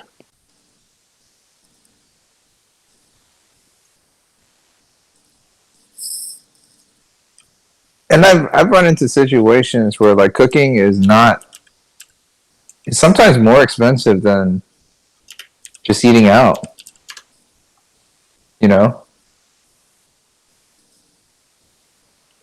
Cooking is more expensive than eating out. I don't know. When you get like tuna steaks, that's like the same price as eating out. But you don't have to. But you have to make it. But you have to make it. Yeah, that's the other thing, right? Some very expensive cuts of meat, like filet mignon, like tuna steaks and stuff like that. It's the same price or it's like maybe $10 cheaper if you're gonna make it yourself. Like you buy the cut of meat, it's like, let's say it's for a filet mignon. Let's say it's like 20 or $30. Where no, it's like $30. Where if you got at a restaurant, it'd be 40 or 50, right? Or tuna steak is 20, right? Tuna steak is pretty much the same price. The difference is you could completely mess it up, and you have to pay for it, and you can't send it back to the kitchen. Like, No, you can't. like you messed up this dish, if you mess it up, and they're professionals, they do this all the time, so they know exactly how to cook it. You're doing this for the first time, and you're gonna mess it up. Yeah. No, I agree. I mean, there are some dishes that will always be like substantially cheaper, like spaghetti. Oh yeah. Like if your ass just wants spaghetti and meatballs, just make it at home. Mhm. The weird one is like sandwiches. Like I have like this problem where like every time I like the ideas of vegetables, like fresh vegetables, Mhm. but then I end up like throwing it away more often than I don't. Because it goes bad. Yeah. Yeah. Because like like I don't want a salad every day, and then my stupid ass bought like a head of lettuce or whatever. The ones that work well is the pre-washed packages. Yeah, it's like more expensive, but you eat it more. I feel like you finish it. But like You get I like don't know, a good dressing, like a Greek dressing, and like a big thing of baby spinach. You could have that like every day for lunch, and you'll finish most of it. You know what I'm yeah, saying? well at least with a baby spinach, you have the option of cooking it if you want to. Yeah, it's true. You don't have the option of cooking lettuce. You just dump it. You just dump it in a bowl. Like you just grab a bunch, dump it in a bowl, throw some dressing on it, mix it up. I feel like it's. I don't know. Maybe it's because I like grew up with Wawa and that kind of stuff. But like, when I even when I make sandwiches, even if I'm just using like 2 slices of bread or whatever, like I'd like to like dress up my sandwich. Yeah. Make one of those sandwiches that you see on like those cartoon shows where like the dad is making a sandwich for lunch and he's got this like big stack of sandwich over here. Yeah. And he's like has it perfectly, and then like like the dog eats it, or it like falls on the floor, or some calamity happens where it's like he spent like a half an hour, assembling the sandwich. And I don't have like a pound of turkey just like lying around or whatever. Yeah. Or ham or whatever your meat of choice, or roast beef or whatever your meat of choice is. Yeah. So then the allure of Wawa comes in, and that shit is like $5. Yeah, and you're like, oh, that's the other thing I was going to mention. Like, yes, it's $5, but in order to get that $5 sandwich, you have to buy like $20 worth of stuff. Yeah, no. So some of that stuff might go bad. So how many sandwiches you're really going to get out of it? My point exactly. Okay, I'm glad you understand me, because like on the surface, the sandwich should be the cheapest meal ever, right? Yeah, I mean, loaf of bread. What is that like? $2, and you throw some cold cuts on it and everything. Yeah. You should be able to make like 10 sandwiches for the price for like $5. Yeah, no, and then there's something like roast beef is. It's like $2.50 for a loaf of bread, maybe $2.50 for like the package of meat. You get like 3-4 sandwiches out of that. That's $5. You should be able to get like 3-4 sandwiches for $5. And it's like fresh, and like I mean, outside of Subway, like most of those, like even like the chain sub shops, they're like freshly baked bread. Yeah. Wonder Bread ain't freshly baked. It's not warm. Yeah. So we did this calculation also. So my wife. So basically, you're saying that is, if you want a sandwich, it is actually cheaper to just go get yourself a $5 footlong or Jersey Mike's or. I'm gonna go with maybe, right? Because not only that, but they have all the stuff laid out and cut and everything, right? So they have the tomato slices cut. they throw the tomato slices on there. Like maybe you have a tomato at home. They have the yellow peppers, right? You know, banana peppers, And the pickles and and the the pickles onions. and the onions. Yeah. Do you have all of that stuff pre-cut, ready to go when you want a sandwich? You know, you got to think about all No, that. no, no, you don't, because like as soon as you cut it, it goes bad faster. Yeah, and they cut it that morning, and they use it that And day, and they make like 30, 40 sandwiches for well, or for a actually couple of probably hundred, more, probably more than that, right? sandwiches for lunch anyway. Yeah. The only downside to like buying a sandwich from a shop is the bread gets soggy if you dress it. You may want to just have the dressing on the side. And then, do you do that at home though? Yeah, and then you just dress it at home. Oh, I see what you're saying. Yeah. Like if you're just trying to maximize cost and you get like the biggest sub that they have, Mm-hmm. and that's whatever. Even then, that's like what, like $10. Yeah. But okay, yeah, no, but like roast beef, as far as like if you go to like ShopRite or whatever your supermarket of choice and you just get like roast beef, it's pretty expensive per pound. Mm-hmm. But like if you go to like a sub shop, it's like $1 more or whatever, right? Yeah. Sometimes it's the same. Like if it's like cheap meat and it's like Wawa, it's the same price. I dare you to find like roast beef that's like the same price. You're right. And then You're 100% right. and like or like I like Italian subs. I know you don't eat Italian subs, but like my ass doesn't just have capicola just like in my refrigerator. Yeah. Yeah. No, you're 100% right for those $5 sandwiches. I don't have mortadella just in my refrigerator. Yeah, you're 100% right for those $5 sandwiches. But as soon as the sandwich, I mean, you reminded me of this Italian sub shop that I used to go to, or sandwich shop. As soon as the sandwich price gets to be like $7, $8, it's like you start questioning it. We did the same calculation, right? We made a whole bunch of food one day. Most of the time was my wife because she had off Mondays. But it wasn't like our day off. Like she didn't really get a day off. That was like a whole bunch of food prep and everything. Yeah. And like prepping for the week. But so Tuesday through Friday we had like we had meals every single like lunches for that because she cooked the a bunch of food and then we got little containers and we packaged it up and divided up the food and planned and everything. It turned out to be, she actually did the cost calculation, it was $4 per meal, right? Buying all the food just in raw ingredients, right? So she bought all the food and it was $4 and then with like time and cooking and actually making it, right? She didn't factor that in. It was just cost of ingredients, right?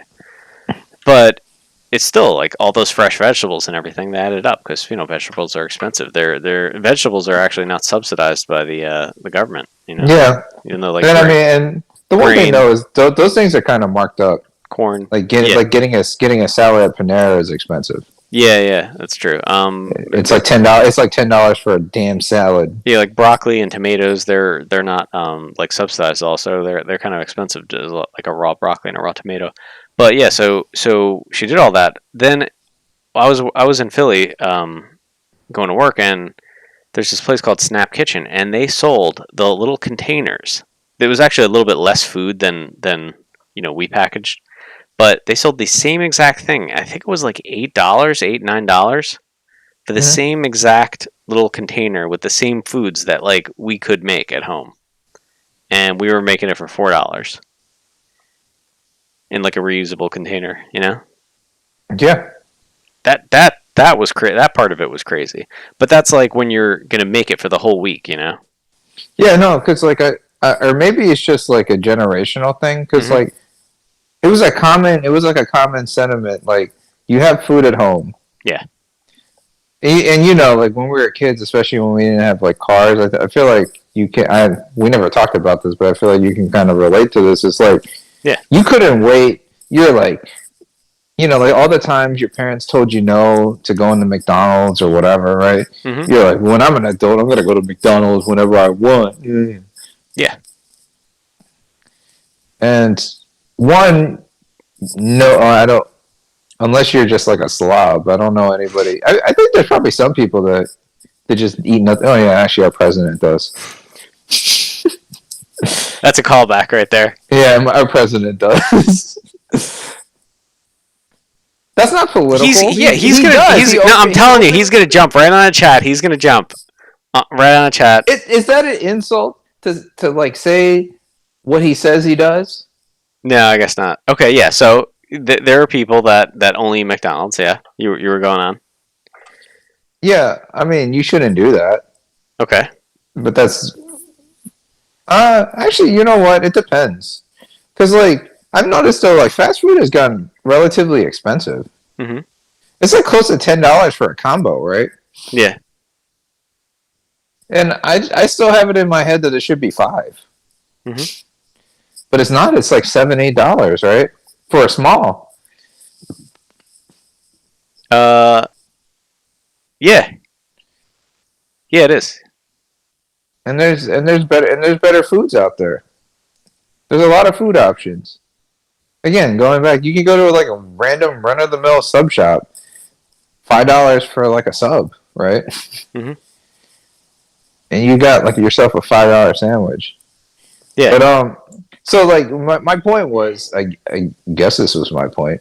Mm-hmm. Do I have a point? No, I probably don't. But like whatever. Is unless you just like make the most bare bones sandwich that you can, mm-hmm. like a ham and cheese, turkey and cheese with Yeah. mayo or mustard. Mm-hmm. It's not necessarily cost effective, right? Yeah, you're right. Yeah, you're right. As soon as you guys start adding the vegetables in and the other like sides and stuff like that, it starts to not be cost effective. Yeah, you want oil and vinegar and not just like not just Frenchies or Hellmann's. That's what I was saying with the Snap Kitchen thing. I was like, it's the exact same thing that I make at home. I was like, I understand paying like $7 for like a burrito at like Chipotle or something like that. They have all the stuff laid out. In order to get all that stuff, it would be a lot of work and a lot of time. Very time consuming. You would need the wrap, the meat, the peppers and onions. And you're probably not saving money. And you're probably not saving money. The salsa, the guac. Yes, I know guac is extra, but it's not that much extra, but not as much as avocados to make that. Yeah, an avocado is $1 an avocado. Yeah, exactly. The hot sauces, the cheese. Yeah, and you're not gonna want to make it every day. Yeah, it would take you an hour to do all of that. It would take you over an hour to do, and you'd get a burrito afterwards. Yeah. Yeah. So I don't mind that part. That I don't mind. Yeah. That I don't mind. It's like, and a sandwich, a complicated sandwich, is kind of like a burrito. Yeah. Mm-hmm. So now, with that said, yeah. Now, what are the things that you should just make at home? Yeah, like spaghetti, pasta. Yeah. Well, yeah. Barilla is actually. I don't know if people look down upon it, but it's a solid pasta. Yeah, I agree. Not being homemade. Mm-hmm. And it may not be on sale everywhere, but somewhere it's on sale. Yeah. For like 99 cents or like a carton or a box of spaghetti, right? Yeah. Mm-hmm. Yeah. Any type of pasta, spaghetti, rice.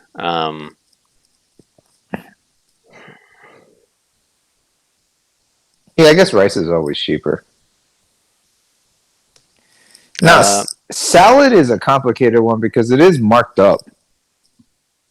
Like Salad Works, I haven't been to Salad Works in forever, but like Salad Works is, you probably should not spend $10 on a salad. Yeah.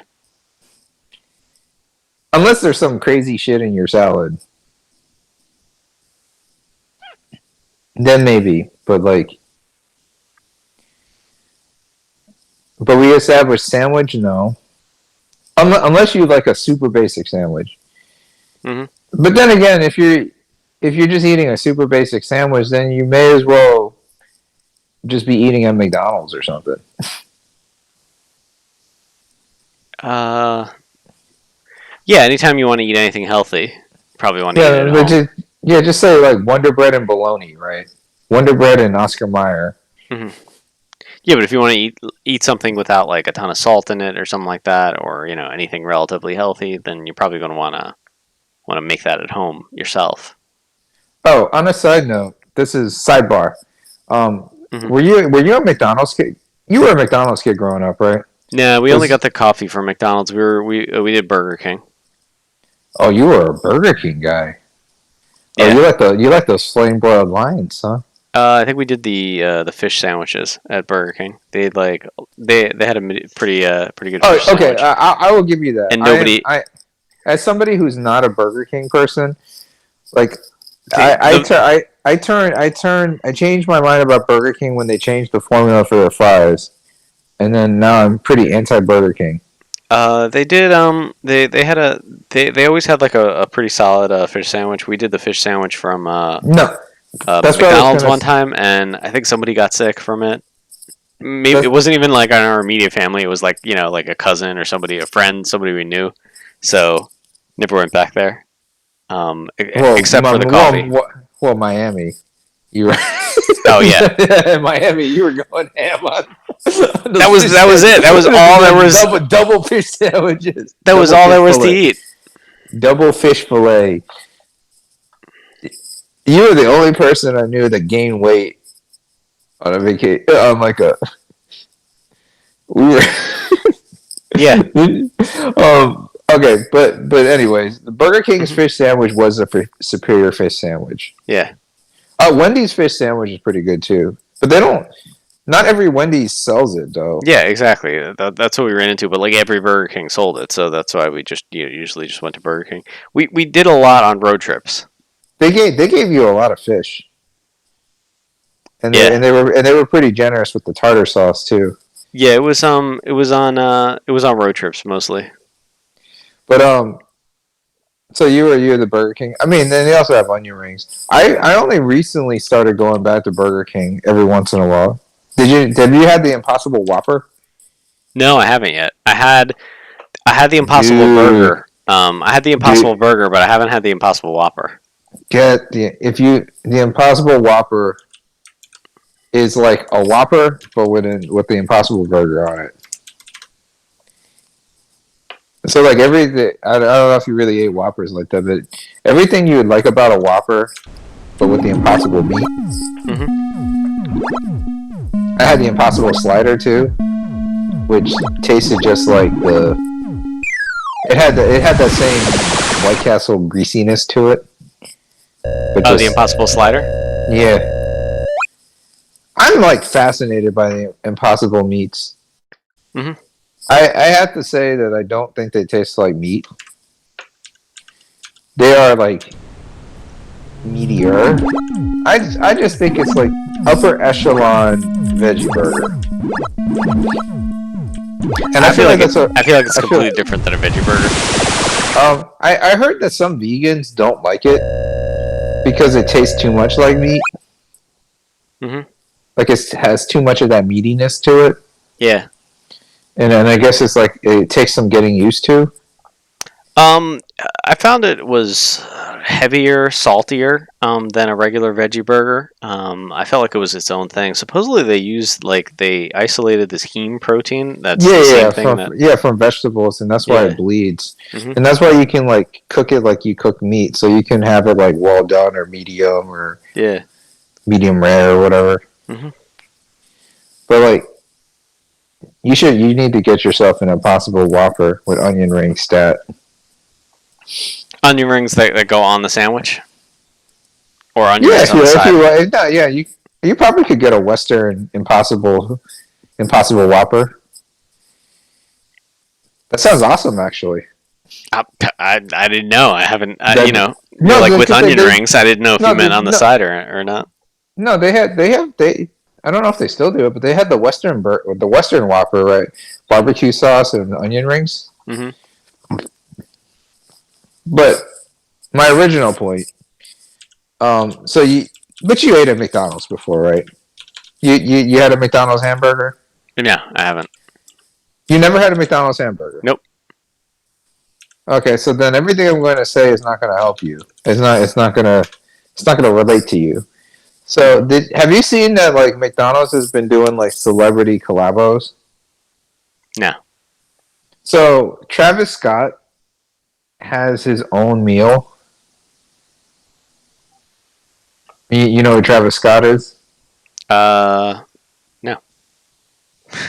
Like, do you know this? No. Do you know that? No. Being really negative with the.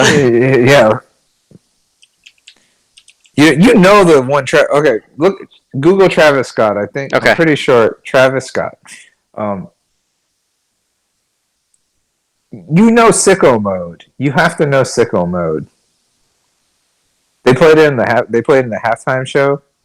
I missed the Super Bowl this year. This is the first year that I missed it. In when did I start watching it? When I was like 9. So a lot of years. Yeah, you're not trying to date yourself. But anyways, Travis Scott has a collabo. Mm-hmm. Then there's like this reggaeton artist J Balvin who has one. Mm-hmm. But his meal, because I'm not gonna really get into Travis Scott's meal, but like J Balvin's meal is a quarter pound, like a oil McFlurry, Mm-hmm. quarter pounder, no pickles, Quarter pounder, no pickles. and fries.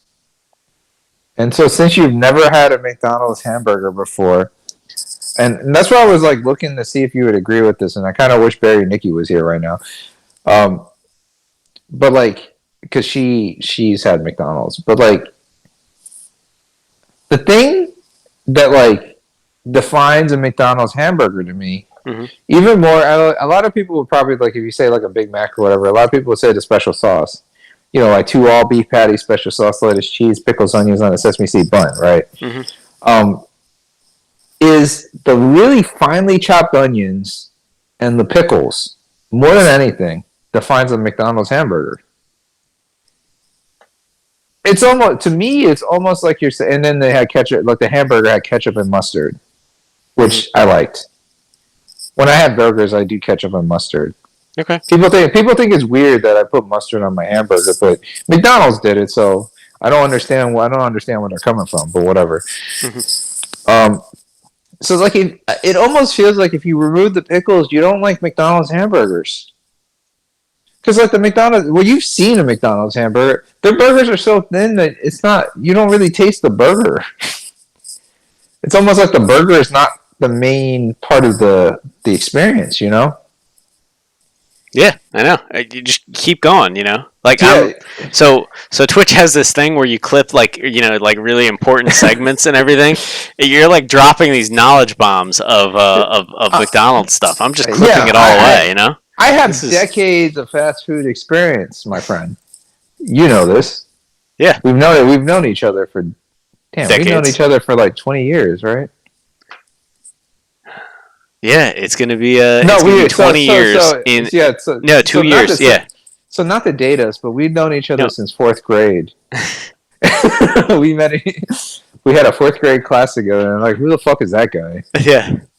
No, it's in another year. It's gonna be 20 years. Oh damn it, Abe! Now you made it accurate. Now everyone can figure out our age. No. You said 4th grade. Oh yeah. Oh yeah. True. But yeah. So good. So we were 6, 7, 8, 9, 10. Yeah. So we were in 4th grade in 2010. Wait. 2011, right? No. 2011 is 9 years ago. Yeah. Wait, are we even 18 in that case? You must mean. I'm sorry. We were in 4th grade in 2001. 2001. Okay, yeah. So that's in a couple of years. Yeah. Yeah, we were in 4th grade in 2001. Yeah. That would make us 24. Yeah. I don't know. We're talking about which bald guy I look like. I don't know if I can pull that off. I mean, Oh man. it did. I did start. I did start Yeah. young over here, but Can you do me a favor too? If you're gonna clip this important segment, could you just send this to Barry Nikki, because I think she would find this funny. I'm. She's getting all of these. It's Yeah, every 30 seconds is another clip over here. is another gem. Yeah. But yeah, because okay, so Burger King was like the anti McDonald's. They wanted to give you the meat, like from the fish sandwich. Oh yeah, you want the meat of the sandwich. Like You're not interested in all the extra stuff. the fish fillet Hmm. by itself the bread could not hold the weight of the fish fillet. Right? You had to hold it from the bottom center. Yeah. The sandwich would fall apart. Yes, you're right. Yeah, like it was a sandwich. You were getting a meal out of that thing. You weren't gonna walk away hungry. You weren't gonna be like, okay. Yeah, where like the fish fillet at McDonald's, like it was like perfectly broken up into a third that you didn't know when it was the bread and it was the fish. With like the dividing line was the tartar sauce. Yeah. Otherwise, you would. If there was no tartar sauce, you would not know what you're eating. You're like, am I just eating bread? Yeah.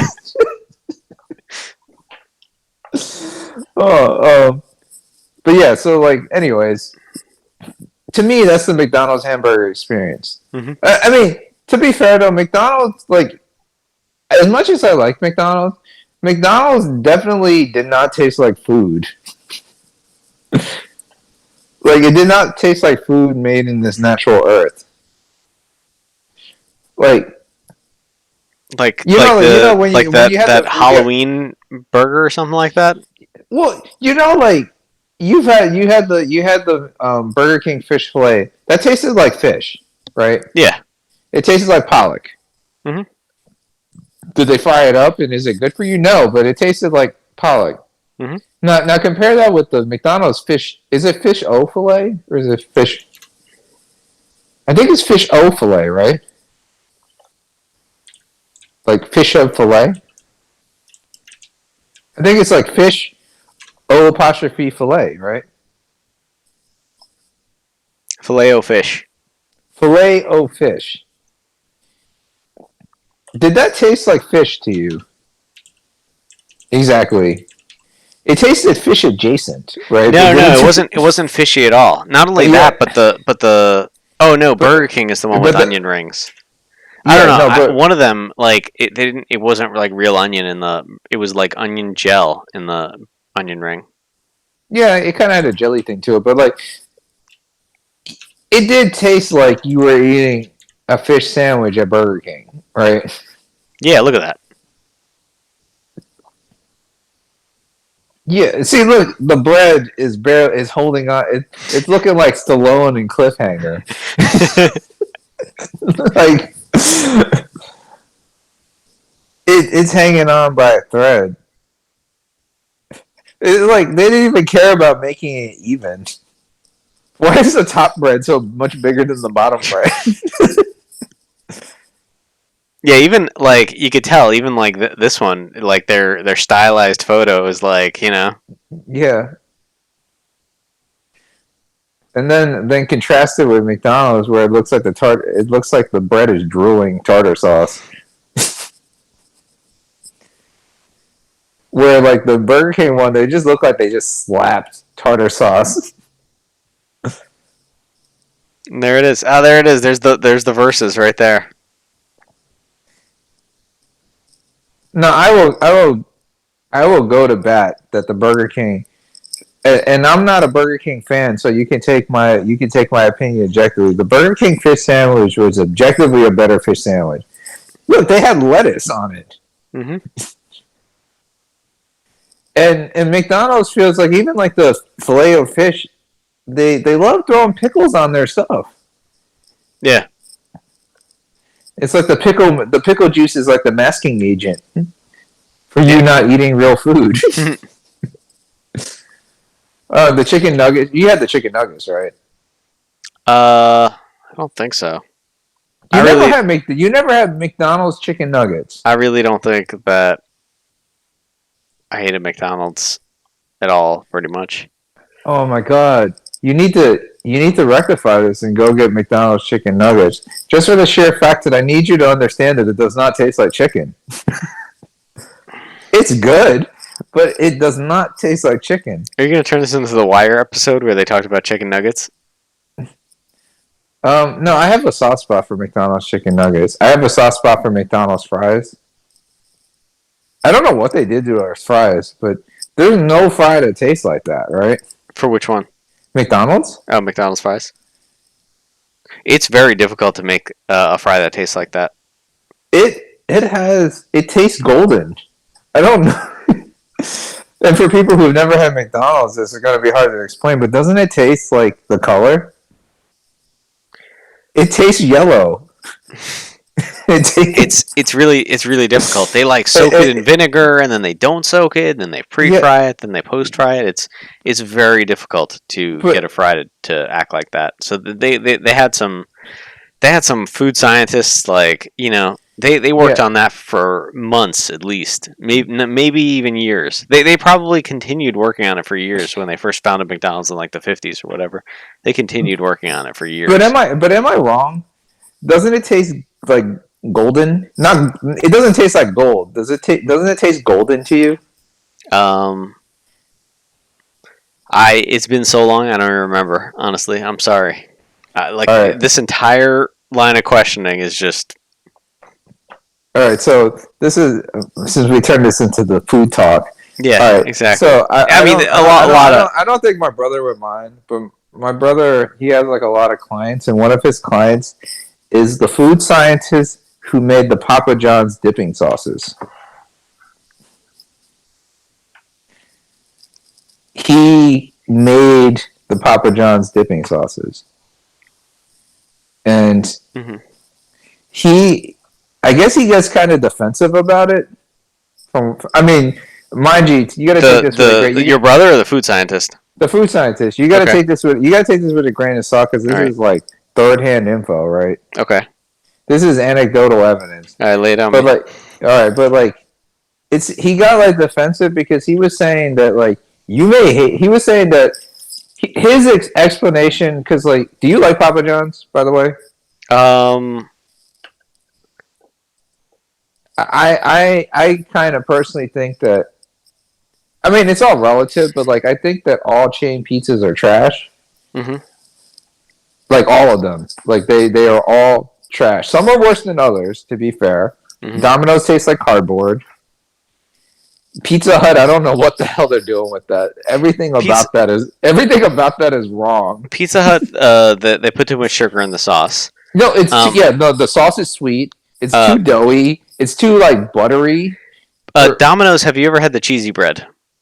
I've had the cheesy bread, yeah. I thought that was pretty good. I mean, it was better than pizza. The pizza, I swear, if you like did a Pepsi challenge with with Domino's, and on one plate you put like the pizza, and on another plate you put like the cardboard box that it came in, anybody would tell the difference. See, Domino's is gonna get on this, right on that chat right there. Okay, so this time I don't care. Fuck Domino's.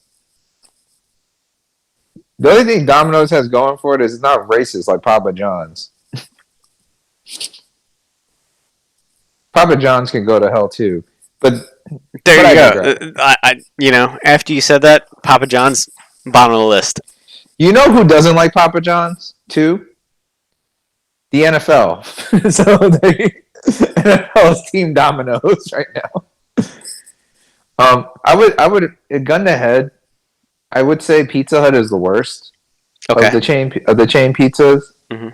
Domino's has its moments, and just like you can't take anybody from California, born and raised in California's opinion on pizza, because they will probably order Domino's, and they probably know pizza from Domino's. Mm-hmm. Domino's is trash, but it's middle of the road trash. Okay. I would probably say Little Caesars is the best of the bunch. And this is coming from, I haven't had all the chain pizzas, so I haven't had like some regionals like CC's or like or Godfather Pizza. Rest in Mhm. peace, Herman Cain. Like I, are there any other pizza chains?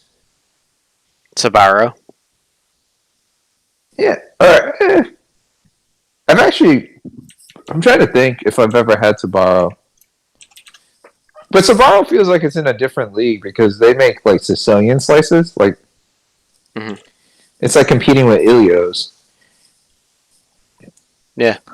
But anyways, but I digress. All right, so food scientist guy, right? Mhm. He was saying you may not like their pizzas, and you may not like the dipping sauces, but the reason for it is it's not for you. It's like if you it's like, and I mean it's always weird when people get defensive because they have like inside baseball knowledge about stuff. Mhm. It's like if you ever did a market test, it's like, well, no, I didn't do a market test because I'm just a consumer. Yeah, I'm not going to do a But market test. like, but he was saying like kids love the shit, and I believe him. I'm sure he's right about that. Mhm. The kids like the flavor profile of Papa John's. Okay. That seems like a fair assumption, right? Mhm. Have your kids ever like begged for like we eat home cooked meals too much and give me Papa John's or Domino's or whatever?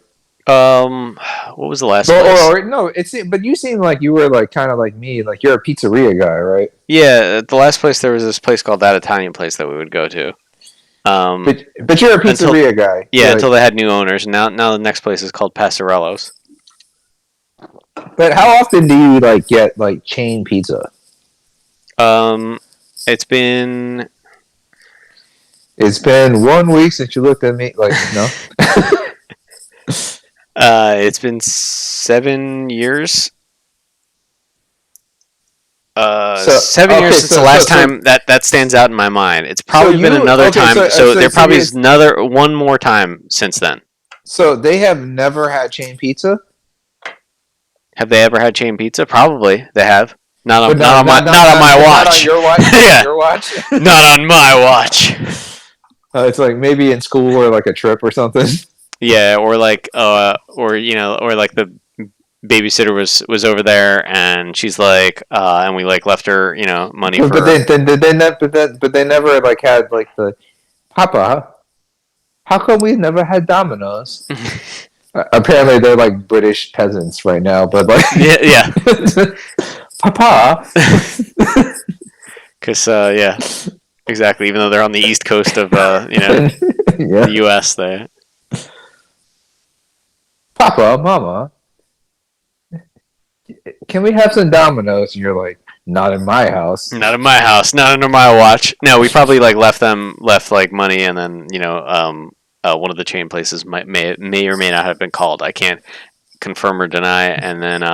Yeah. And then And, I don't know if the kids ate it or not, or they had something different, where they like and not tried it or something. and not to name names, but you know exactly who I'm talking about. We have a friend who swears that who swears that Chuck E. Cheese pizza is the best pizza.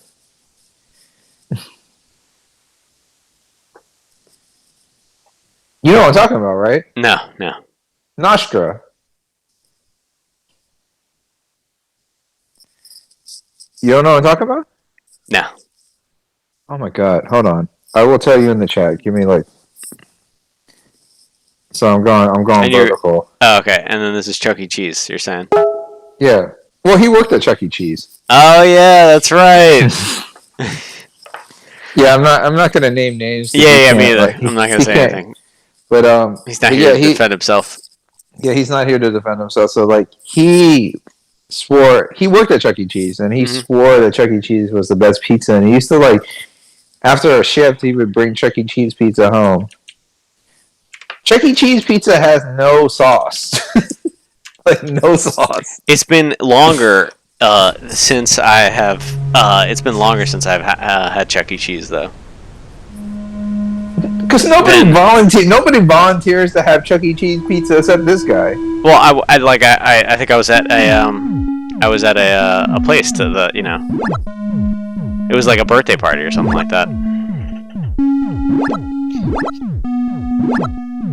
But yeah, but going back to my original thing, food scientist guy, he was kind of like, I mean, obviously he couldn't give away trade secrets, but he was kind of breaking down like the philosophies of making these dipping sauces, and just the way my brother was like explaining it, he just sounded like the Willy Wonka pizza. And I was just like picturing him. Oh, the Papa John's dipping sauce guy. Yeah, the Papa John dipping sauce guy. Well, he made a bunch of sauces. He wasn't. I forgot what else he didn't. He's not like on retainer by Papa John's or anything. Oh, okay. So he's just a general food scientist. He's more like a sauce like mercenary.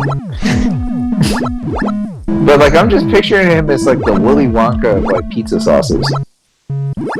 I'm just like, I just have like the song in my head. It's just like, come with me and you'll see in a world of pizza dipping sauces. But he doesn't have like a factory. It's just him being a consultant for it's just him in a lab. I'm just picturing Gene Wilder. Just like I'm picturing him in the lab. I'm picturing Breaking Bad. So you're picturing Walter White. I'm picturing Gene Wilder. Okay. Yeah. I mean, if he's like the kingpin of dipping sauces, you know. He's like, that sauce is the perfect color. Like he had just like the right ratio. Also, on a side note, speaking of food scientists, whoever was the asshole who came up with the watermelon flavor for candy should die. Oh, because it doesn't take anything like watermelon? Yeah! Not even in the slightest. I don't know what watermelon he was eating, but it doesn't taste like fucking watermelon. My coworker said that banana flavor like doesn't taste like banana right now, but it used to. It's based off of an older variety of banana called like the Michelangelo banana or something like that. Well, I mean, there's a lot of varietals of bananas that one extinct, right? Yeah, because we're used to Cavendish banana. Yeah, well, no, I was about. Damn, you know about the Cavendish? All right. Yeah, that's like the normal banana that everybody has, and then the other one used to be the popular one. It had a slippery peel, and that's why like all the Bugs Bunny cartoons had these like slippery peels, or like all the cartoons. Oh, so like in the 30s they didn't have Cavendish. They might have had it, but it was like not like the main variety. It was the Michelangelo banana or something like that. So and it had a slippery peel, and it tasted like the banana the candy. So was it like the Red Delicious of bananas? Maybe. Anyway, they came up with they had a blight. So in like the 50s or something like that, they had a blight, and the Cavendish banana replaced it as the most popular banana. No, that's what. Yeah, no, I knew about the blight, and that's why like there's not that many bananas left. Oh, bananas are like an endangered fruit. Yeah, I know. It's like a monoculture or something like that. I heard. Yeah, because like we need some heirloom bananas. Yeah. Like heirloom tomatoes. Why are heirloom tomatoes so fucking ugly? By the way, it's like one of the few things where it's like the complete. I don't even know what you call it. It's like the polar opposite of judging a book by its cover. It's like the uglier the cover, the better the tomato. Right? Oh wow. Ugly tomatoes are delicious. It's like that. It's like that bright red, perfectly like. Oh man, look at that! Look at that horizon right there. Yeah. No, I like the splash damage explosion thing.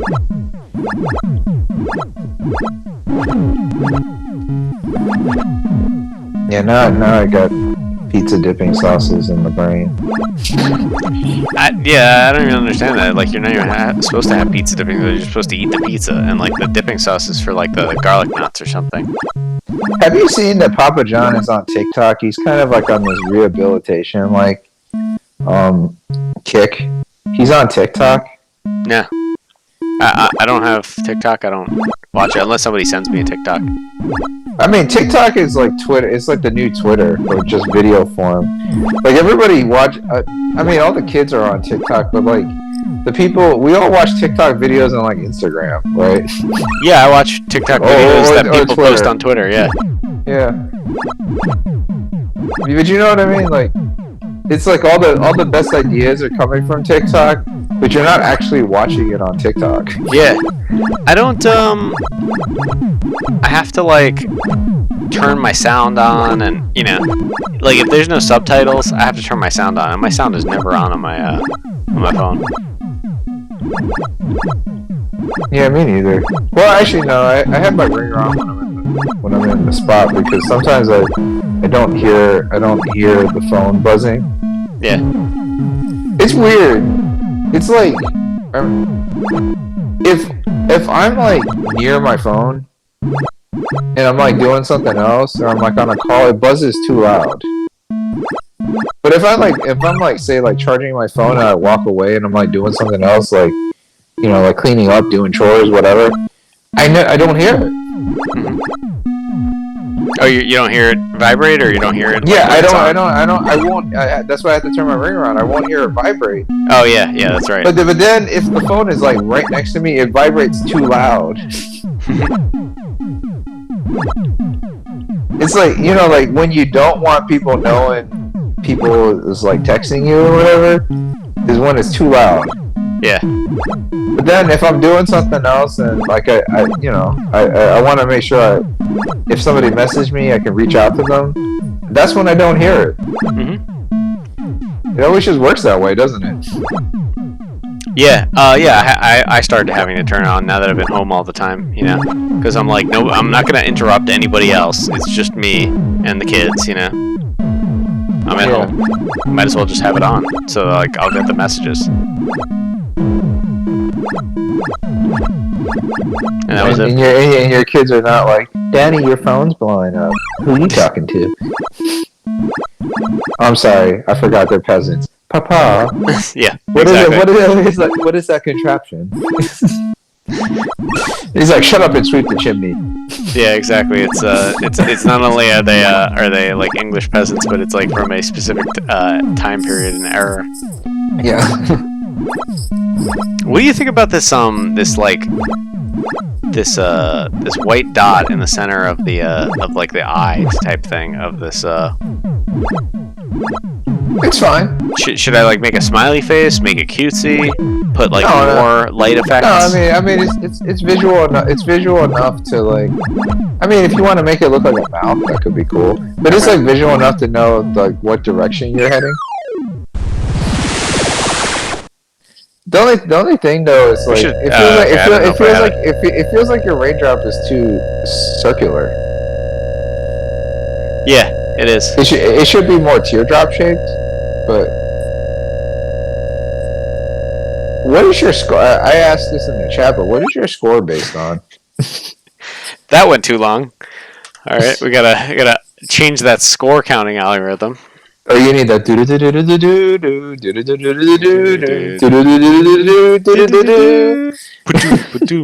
Yeah. Oh, on a side note, did you watch that Twitter video I sent you? Probably. The Mario 35. I think Yo, so. that game. Or you can look up videos of Mario 35. Yo, that game is so good. Oh yeah.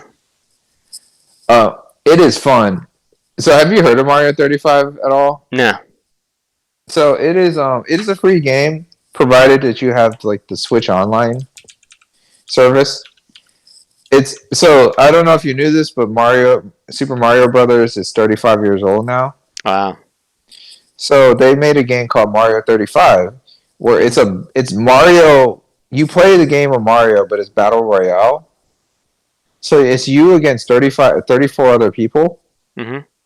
And so the way they punish you and they get you to keep moving is that you have a very short timer, and you only get time by killing enemies, right? Mm-hmm. So like you kill Goomba, you get like an extra second or whatever. Yeah. Mm-hmm. But in addition to that, like every enemy you kill gets sent to like your opponent's like board. Mm-hmm.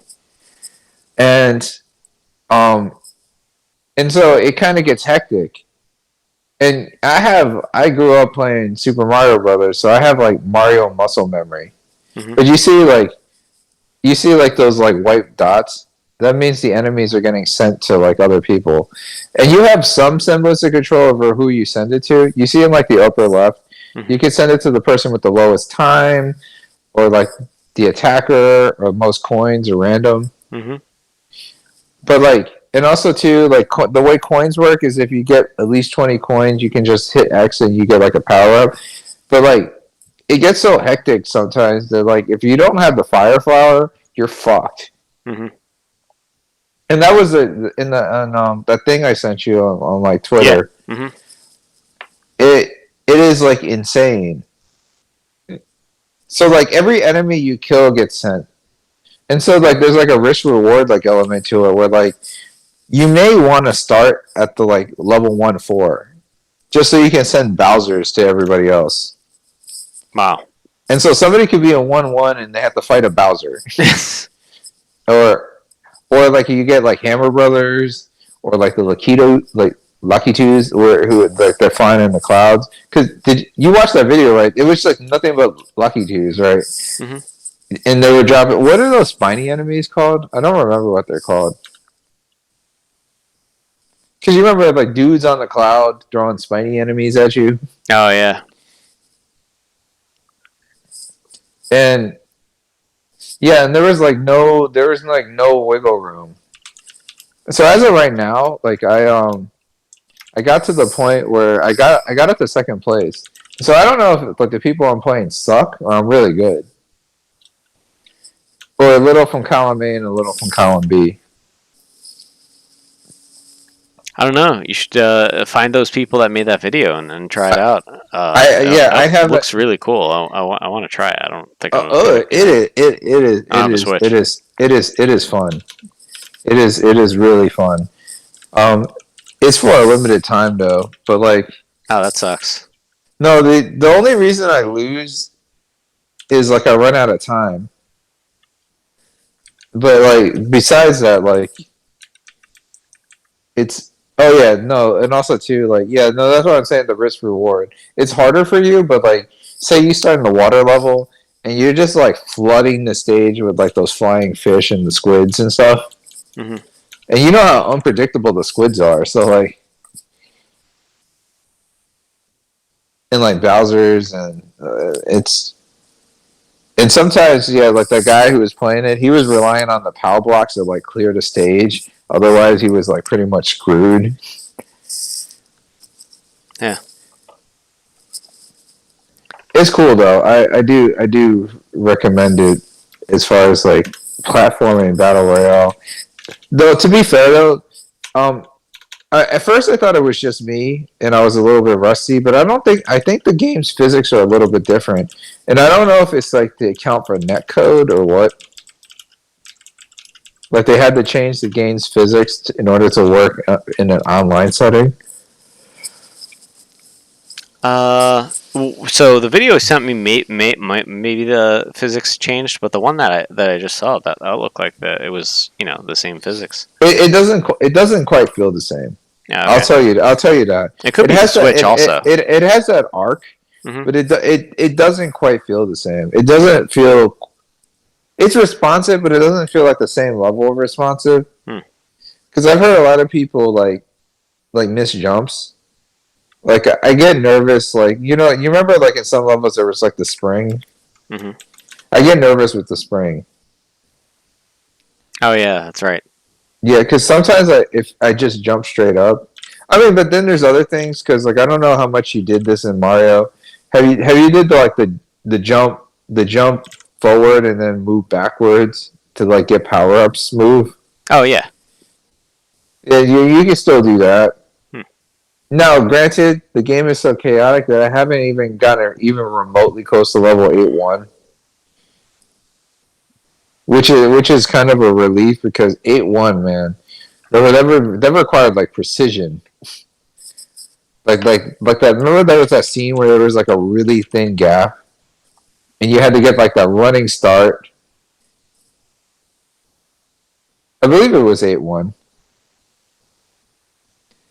It could have been 8-2, but like I believe it was 8-1.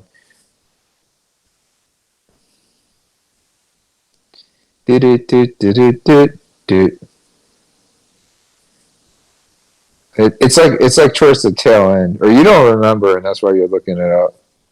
I think it's coming up. I believe it's coming up. No, not there. Because you can just like run across those. Here it is. Oh no, not yet. Well, that's the end of love. No, then it's 8. Then it's 8-2. All right, let's take a look. It might be 8-2.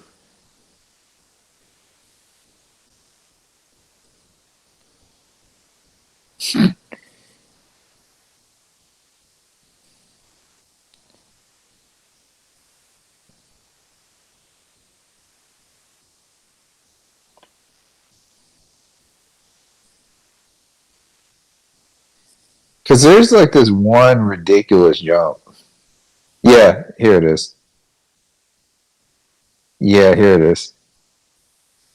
Well, that wasn't exactly what I was thinking of, but yeah, that was also one of the crazy jumps.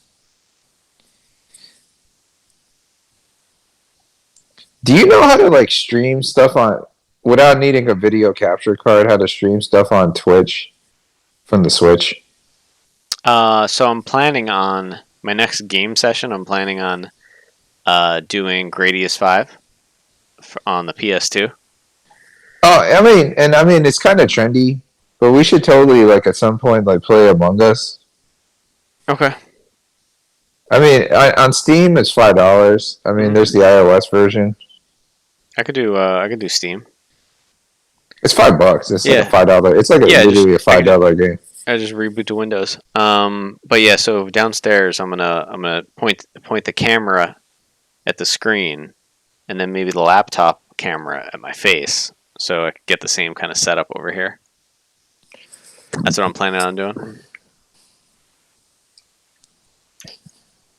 That should be your. But on a side note, Oculus Thrift should be your username. I know. It's an amazing username. Thank you for that. Yes. Should change the Twitch stream name to just Oculus Thrift. Yeah.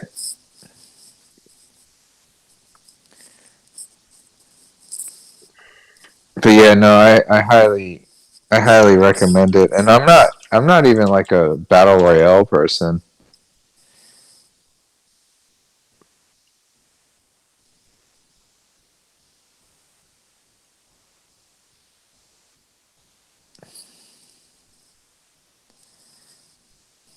Yeah, you need to like register that name before it's too late.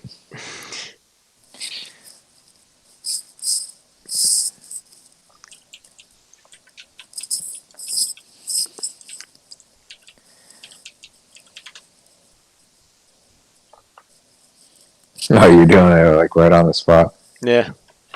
Oh, on a side note, did I tell you I finally got my mail-in ballot? Oh, congratulations. Finally, today. Vote. I love it when you vote. I love it when you vote, bitch. Shake them titties when you vote, bitch. Vote or die, mother.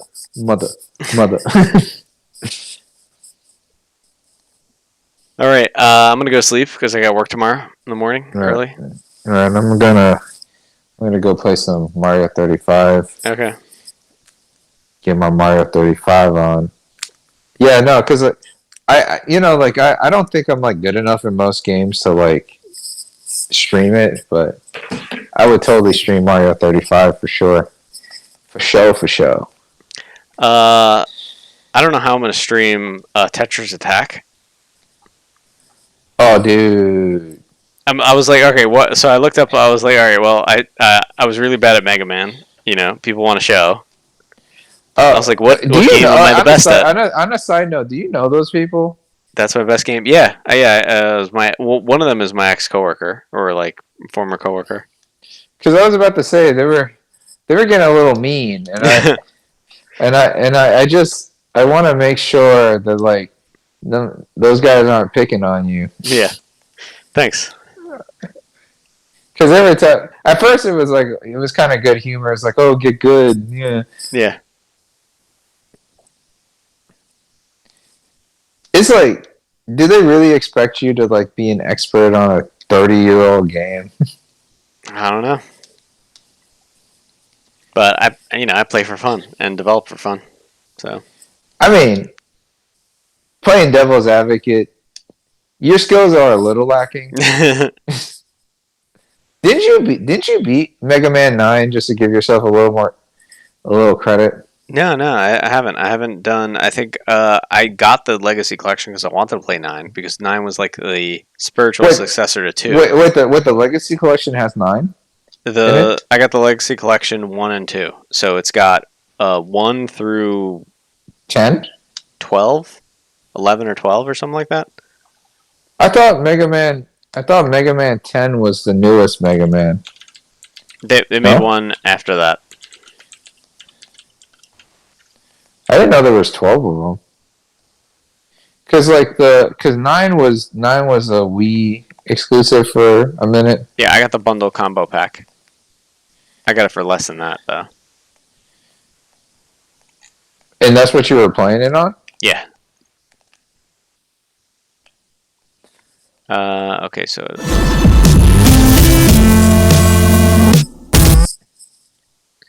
Alright, here we go.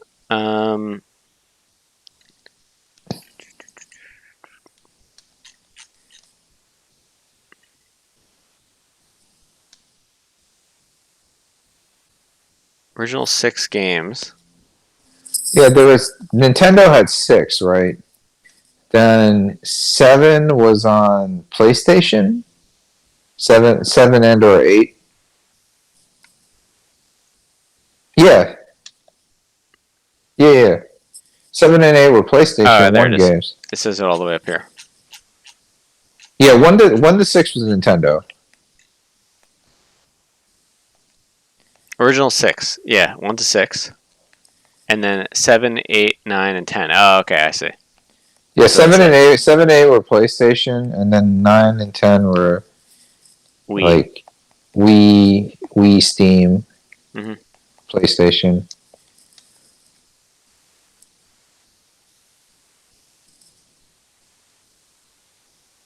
So you were wrong. So there's not 12. Yeah, there's not 12. I thought they made it. Oh no, they were gonna make an 11 after that. Fair enough.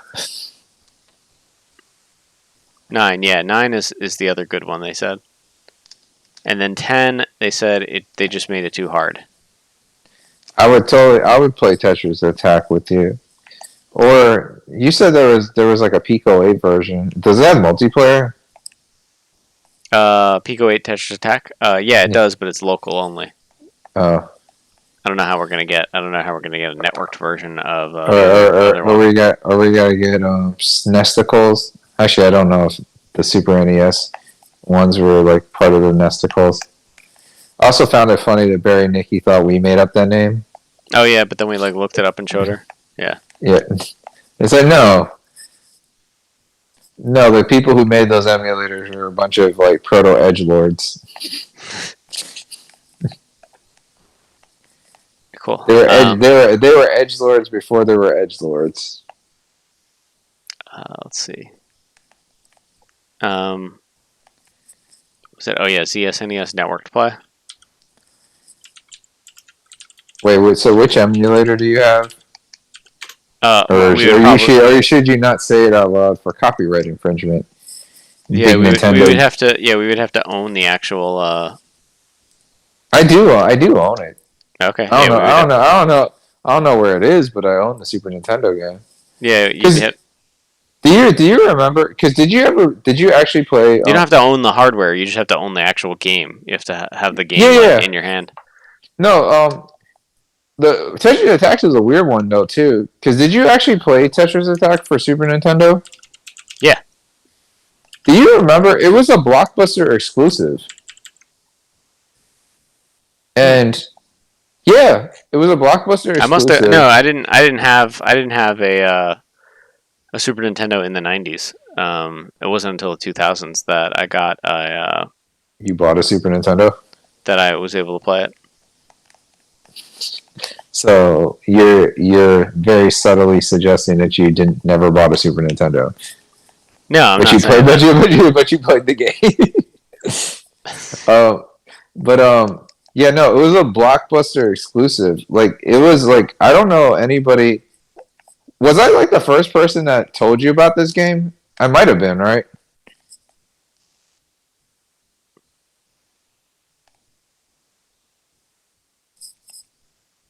Hey, Abe, NVIDIA game stream. Oh, what was that? I'm reading this thing. Oh, I'm sorry. No, what I was was it? saying I think I was the first person to tell you about Tetris Attack, right? Yeah, you did. You No, told me about because Tetris no, Attack. because it was a Blockbuster exclusive. So like my dad was like a huge like Nintendo fan, so Mm-hmm. like Super Mario Brothers, arcade classics, you know. Mm-hmm. But then you know, as games got like more complicated, he got less interested, and he was pretty much done by the time the 3D era came out, right? But Mm-hmm. like we rented Tetris Attack just on a whim, and my brother, and my dad got like crazy addicted to it, and we just kept extending our rental up until the point where it was like, you know, we should just buy this game, and Mm-hmm. we I don't think we bought it at the store. I think we just like bought it from Blockbuster.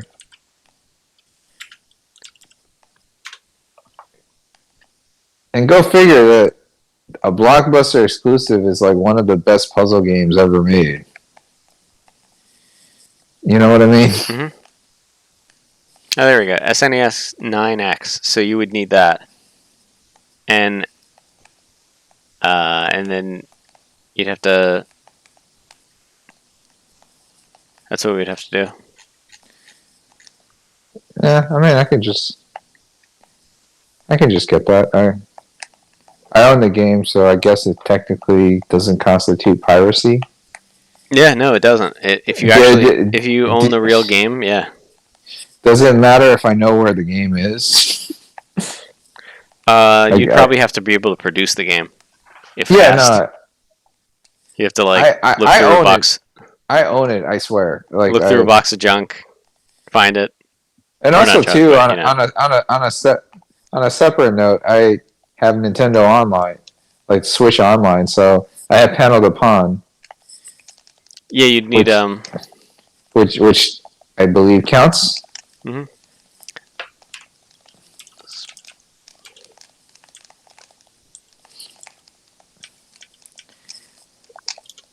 Yeah, because you don't have a Switch. Because then we could, if there were an easy way to stream Switch games, we could just do Panel upon, which is effectively the same game, just no Yoshi.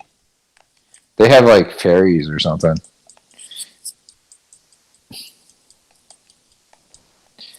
Have you seen this game? It's an Apple Arcade game called Grindstone, which is kind of like in the Match 3 thing, except it's like it's very Conan the Barbarian with this presentation.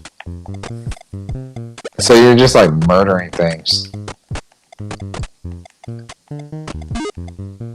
It's coming out for Switch, and I think I'm gonna go ahead and buy that thing. So I looked at the world record for Tetris Attack. Right. And I'd have to practice a little bit before I got there. What's the world record? I think clearing the game in 3 minutes. My brother can like beat the game and like, you remember how like they had like a super hard mode? Yeah, I got to the super hard mode, and yes, beat the game in the super hard mode. I know your brother could do it too. Yeah. I have to practice a little bit. I mean, not to toot our horns, but like me, you, and my brother are probably the far and away the best Tetris Attack players around. Well, we now we have a chance to prove it on the world stage. I mean, coming from a relatively rare game, right? Yeah, that's the thing, right? The thing is, you hold the world record title in some really super niche, game. I mean, but I suppose like people probably discovered it upon like emulators, right? Maybe.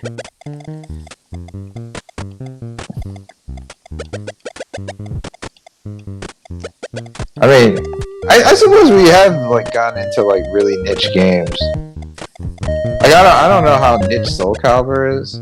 No, I would feel like Tetris Attack is more niche than. No, for sure, it's definitely more niche. But like Soul Calibur is definitely more niche than like Tekken, right? I would venture to guess that like. Oh yeah, yeah. I would venture to guess it's like a weapon. Oh, it's not like just a fighting game. It's a weapons game. Yeah, no, like Street Fighter, like then Tekken, then Mortal Kombat, and then maybe Soul Calibur, and then like a game like I don't know, like Blaze Blue or something is like hella niche. And not even talking about like there's also like have you seen there's like a My Little Pony like is it like a fighting game? Fighting game? I know. Yeah. That's crazy. They have a My Little Pony fighting game, and it looks like legit too. Like it's actual true blue fighting game. Oh yeah, so they did like balancing of characters and all this other stuff. Like frame counting, yeah. Power meters, like the whole nine. But it's based on the My Little Pony property. There's also like a Power Rangers fighting game too.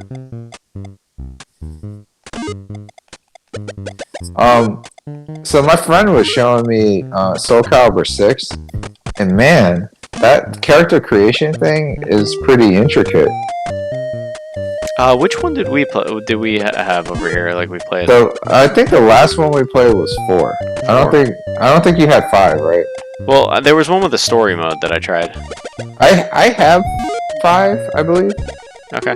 But my PlayStation 3 died, and I never busted it out. Oh, I think I have a 3. Yeah, so I have like a PlayStation 3. I know 5 is coming out right now. No, 6 is out. It's 6. No, PlayStation 6. No, PlayStation 5. Oh, you mean PlayStation 5? No, I meant Soul Calibur. I meant Soul Calibur 6. Okay. Yeah, not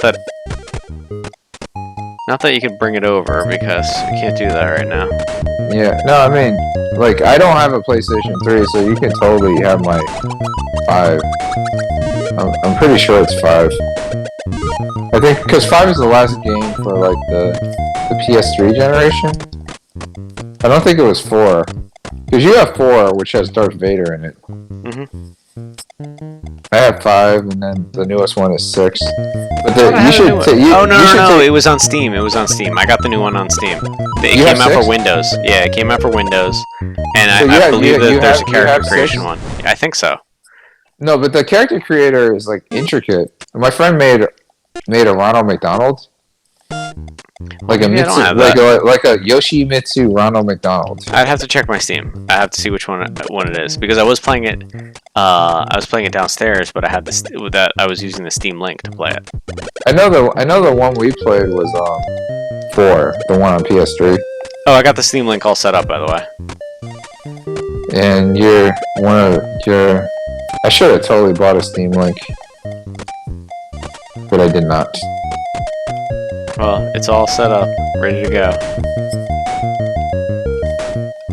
Did I tell you, like, my brother, like, went ham on building a PC?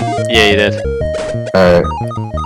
Yeah, he's actually trying to get me to, like, buy his video card, because he wants, like, the 3000 series.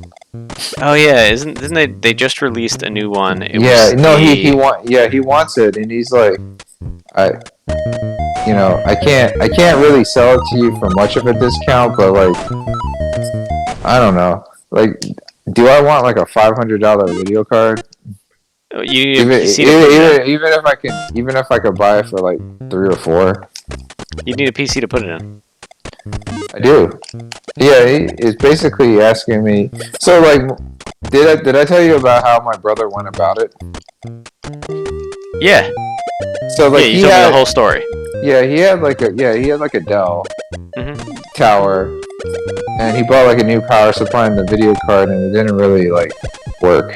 Hmm. Um, and so he basically ended up just buying a new PC. Like he built it from scratch, and he went from somebody who didn't do shit like that. Like I was like the resident PC builder guy, and now he's more hardcore about it than I am. Yeah. Because I totally do not have the patience to build a PC anymore. I mean, it is a lot easier. Like I don't even think you need a screwdriver anymore, right? Yeah. There was a couple of parts that were a little difficult to get to fit in this last build that I did, but it's been like 10 years, 11 years since in between. So And to bring it full circle too, like it is probably cheaper to just buy a pre-built PC than it is to build it yourself. Where like at one point in time, it was definitely cheaper. it's I don't know, comparable, the same price. I don't know. No, because I feel like there's like an economy of scale thing going on, right? Yeah.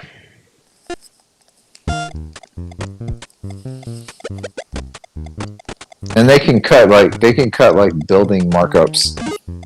Yeah, I guess so. If you're gonna pick individual components, you still want to like build your own, but you're probably not gonna do that.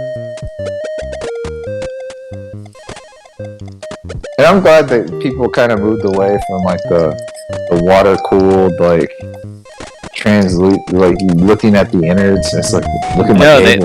they went full. They actually went full the other way on that. And people still care about like how like clean your cabling is. Oh man, it got even worse. There's a whole like industry standard around that now. I have to show you. You have a second to look? Yeah. So has it gotten less gaudy? Oh no, it's even worse. I noticed though, like there's like a trend, and I don't know what the reason is for it, but like based on my brother's case, like the plug goes on the bottom, like the power supply goes on the bottom of the tower now. They do have builds like that, yeah. No, it seems like that's the standard now. Oh, okay. Like it's not on top anymore. Hmm. I mean, I guess it makes sense in terms of like you don't have like this cable just like floating down on you. It's just flush on the floor, right? Mm-hmm.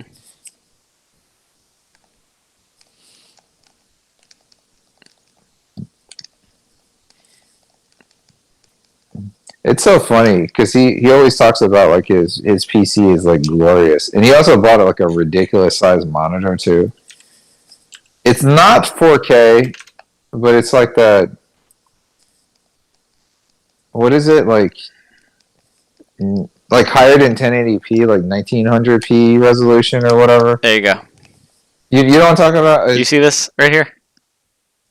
I do not. Okay.